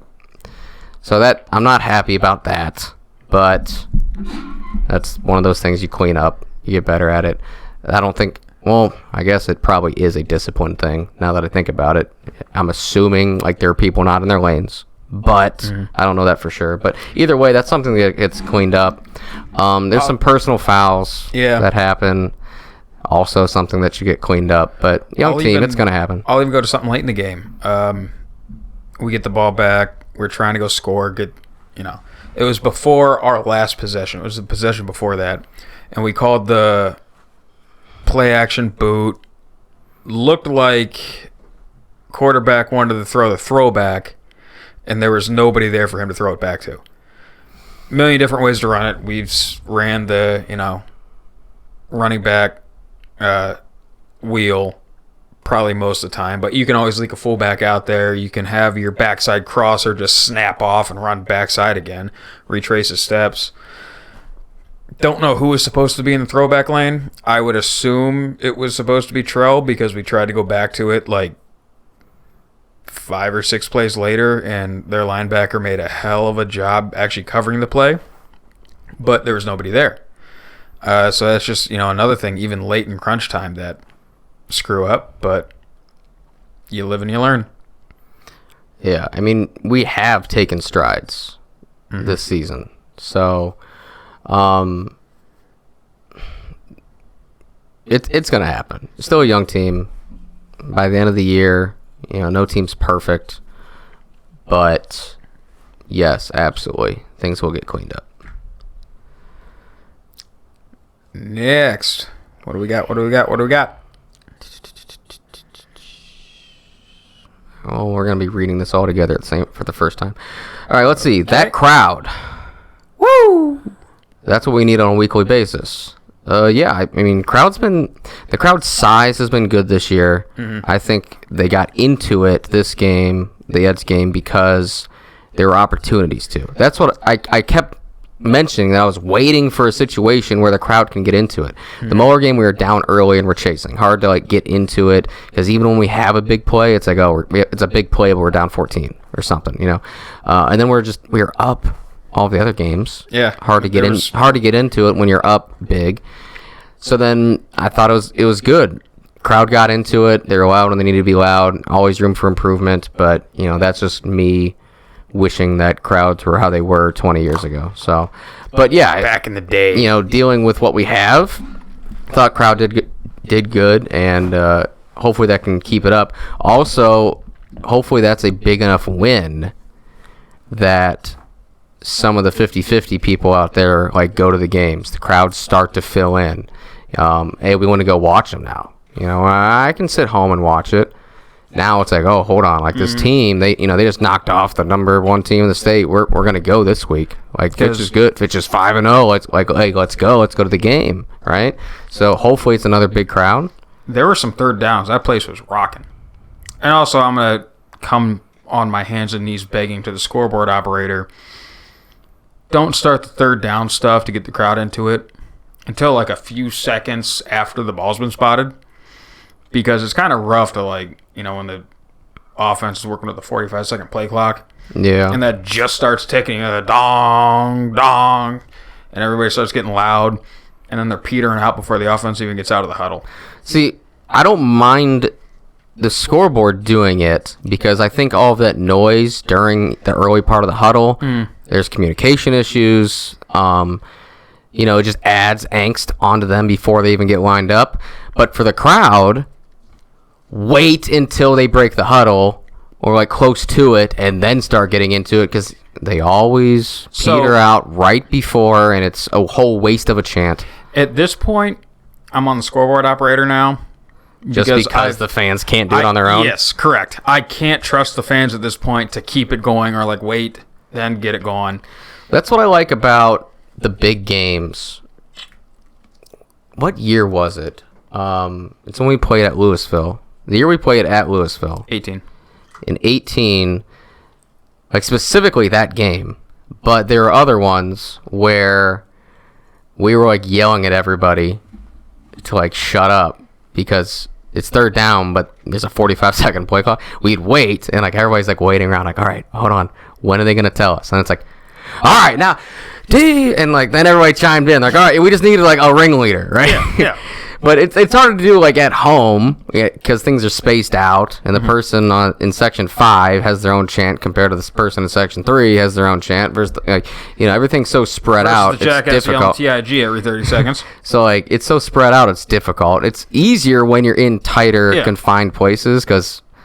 So that's what I'm saying. Scoreboard needs to be the ringleader. Give it a couple seconds. So I'm on board with you. Because you have to train the fans on how to do it. Mm-hmm. That's fine.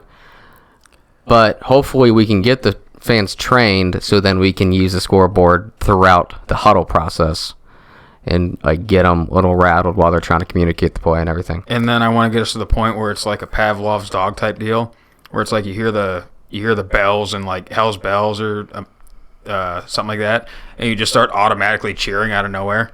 You're like at the gym getting after it, in the middle of bench and defense. Chief.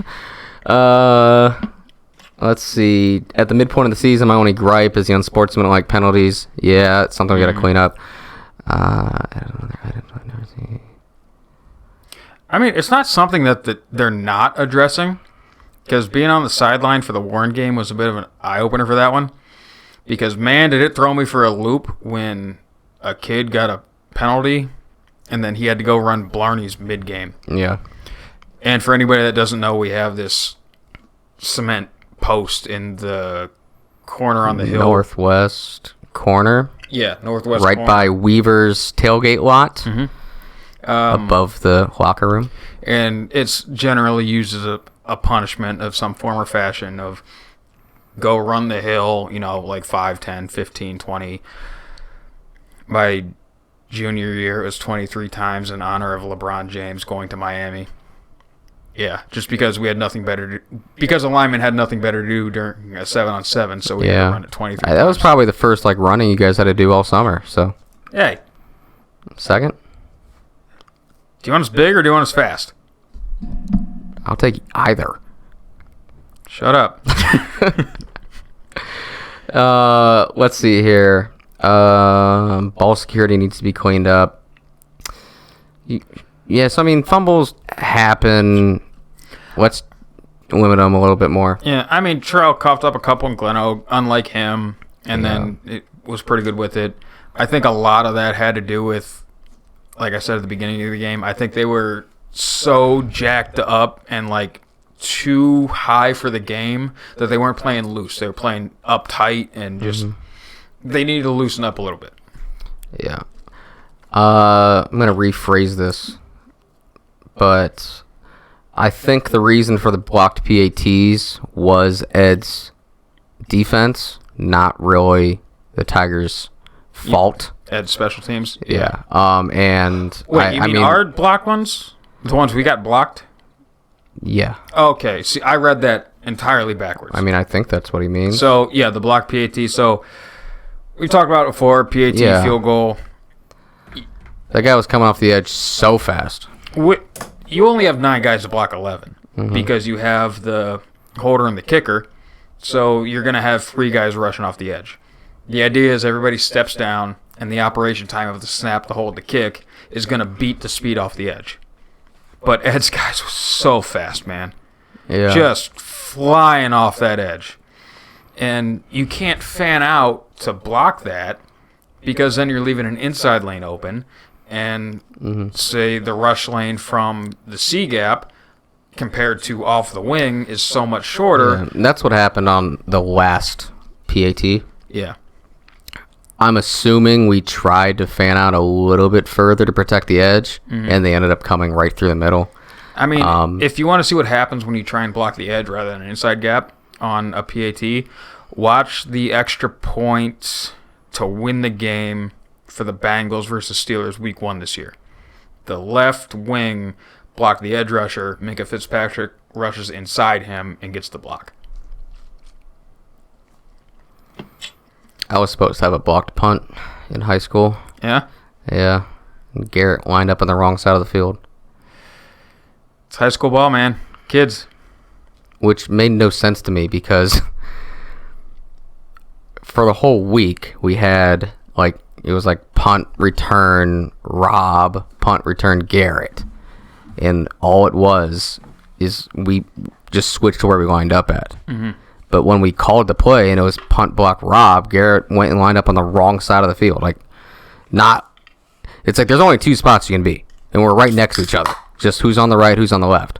And then Garrett goes up and lines up. So the whole idea is, I think it was the outside guy on punt block. And one would line up on the line and go cross his face to the outside, and he would always take it. The other guy goes right underneath. And so I line up, and I'm like, all right, I'm going to go right underneath. There was no one to cross his face. I'm going to go so I'm going to loop right around this crash. And where's my crasher? Yeah. Shit. Yeah, so I just looped right into that gap and so you're basically just running a defensive line game, which I'll take this time for the back in my day talk. I got Adrian Knight a sack in the Red Lion game. Yeah. Lined up as a 3-tech, crashed on the hip of the near tackle. He loops inside the A gap because the guard chased me, gets a sack. I want credit for that, goddammit.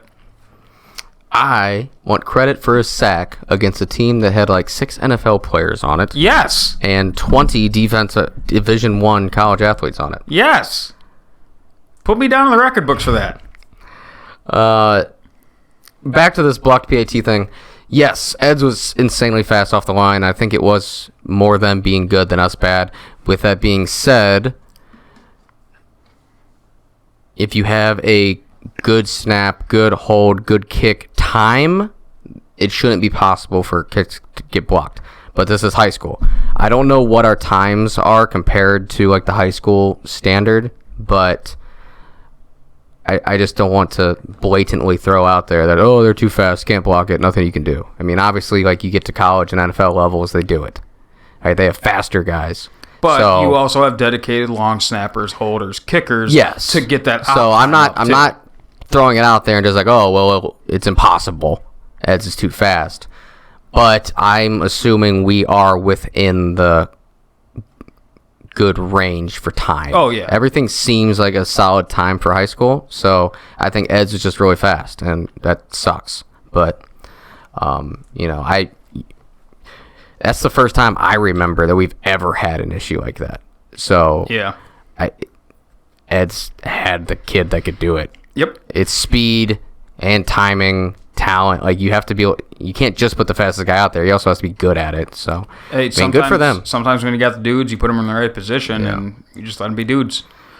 Conversely, the other side of that, which the way I thought I was reading it is, we had nothing to do with the fact that their kicker went 0 on the night. I'm just really happy that he did go 0 because that was the difference. Any single one of those was the difference in the game. Yeah. We gave him 2 shots at it. I had a hard time believing that they were kicking that first one.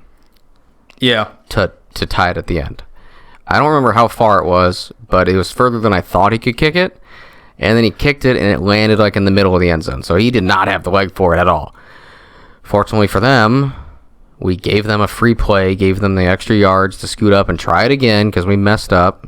That's there are things we got to clean up. Like, There's the more I talk about it, yeah. it's like oh, yeah, I got to clean up that, clean up that, clean up that. So we do have to clean things up. But, go out there and win games. And then he missed another one. Just pulled it. Yeah. And the crowd was loud, got into it. You just missed the last one. Pressure's on you, kid. You're 0 for 3. He was 0 for 4 at that point. Plus one that didn't count, so 0 for 4. It's in your head. But it was nice to see that crowd got loud for it. And I do want to say, like you say, the more you think about it, the more stuff there's to clean up. There is. Like, we did walk out of there with a W. It was a phenomenal game. Yeah. And all that little shit that needs cleaned up, I think, in the general view of the game, gets lost in the sauce a little bit. And I'm more than happy to be the one to bring up like all this little nitpicky shit that needs cleaned up, because you can't forget that stuff. Yeah. If we ended up losing that game, if we walked out of there with an L, that stuff you don't need to say because the team knows it. Because you look at the final score, you look at your record. But when you win, have yeah. that constant reminder there that we need to clean all this shit up, or we could have won this game. With this, it's like we walked out here with a W. You beat the number 1 team in Ohio, the 19 in the nation. Again, gonna keep rattling on that, even if it's not true at the end of the season. But you harp on that stuff because it does need cleaned up and it can't get lost in it. It can't be that you can't just like, oh my God, what a great game. Good job, boys. Like, yeah, you played a hell of a game against Edza. You can't. I don't want to be part of that rat poison, as Nick Saban would say, for this team. Yeah, I mean, I think it's good, especially from. Yeah, I know it's a big win, but I know from the team's perspective, it's like enjoy it.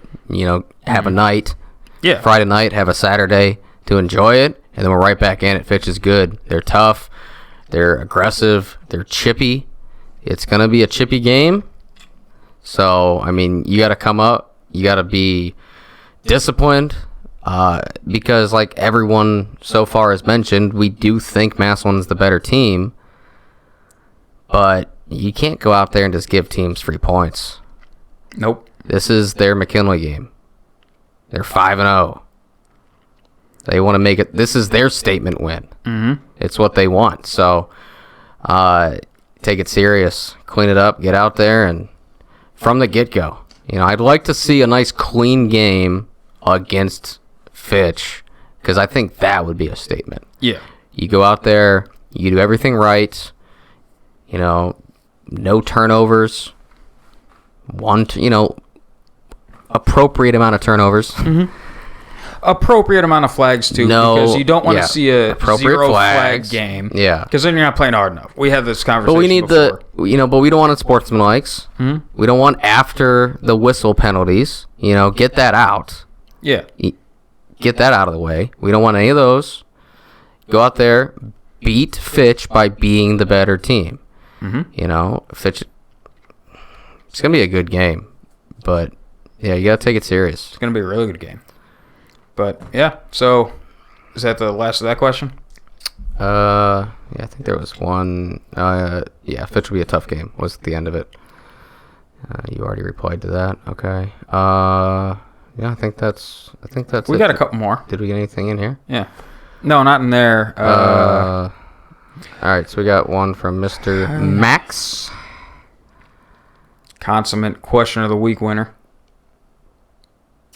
I expect the young linebackers to show potential, but I didn't know they'd be this good early. We need to clean up the unsportsmanlike penalties. All right, so there's a resounding theme. Yeah. So let's just all agree with it. Yes, we need to do that. Didn't know the linebackers would be this good early. So the comment to that would be, I told you that we might have the best front seven in the state before the season started. You did call your shot. But with that, whereas I thought our linebackers could be a strong suit just because we're above average across the board, they're all juniors, or juniors and a sophomore that gets in there.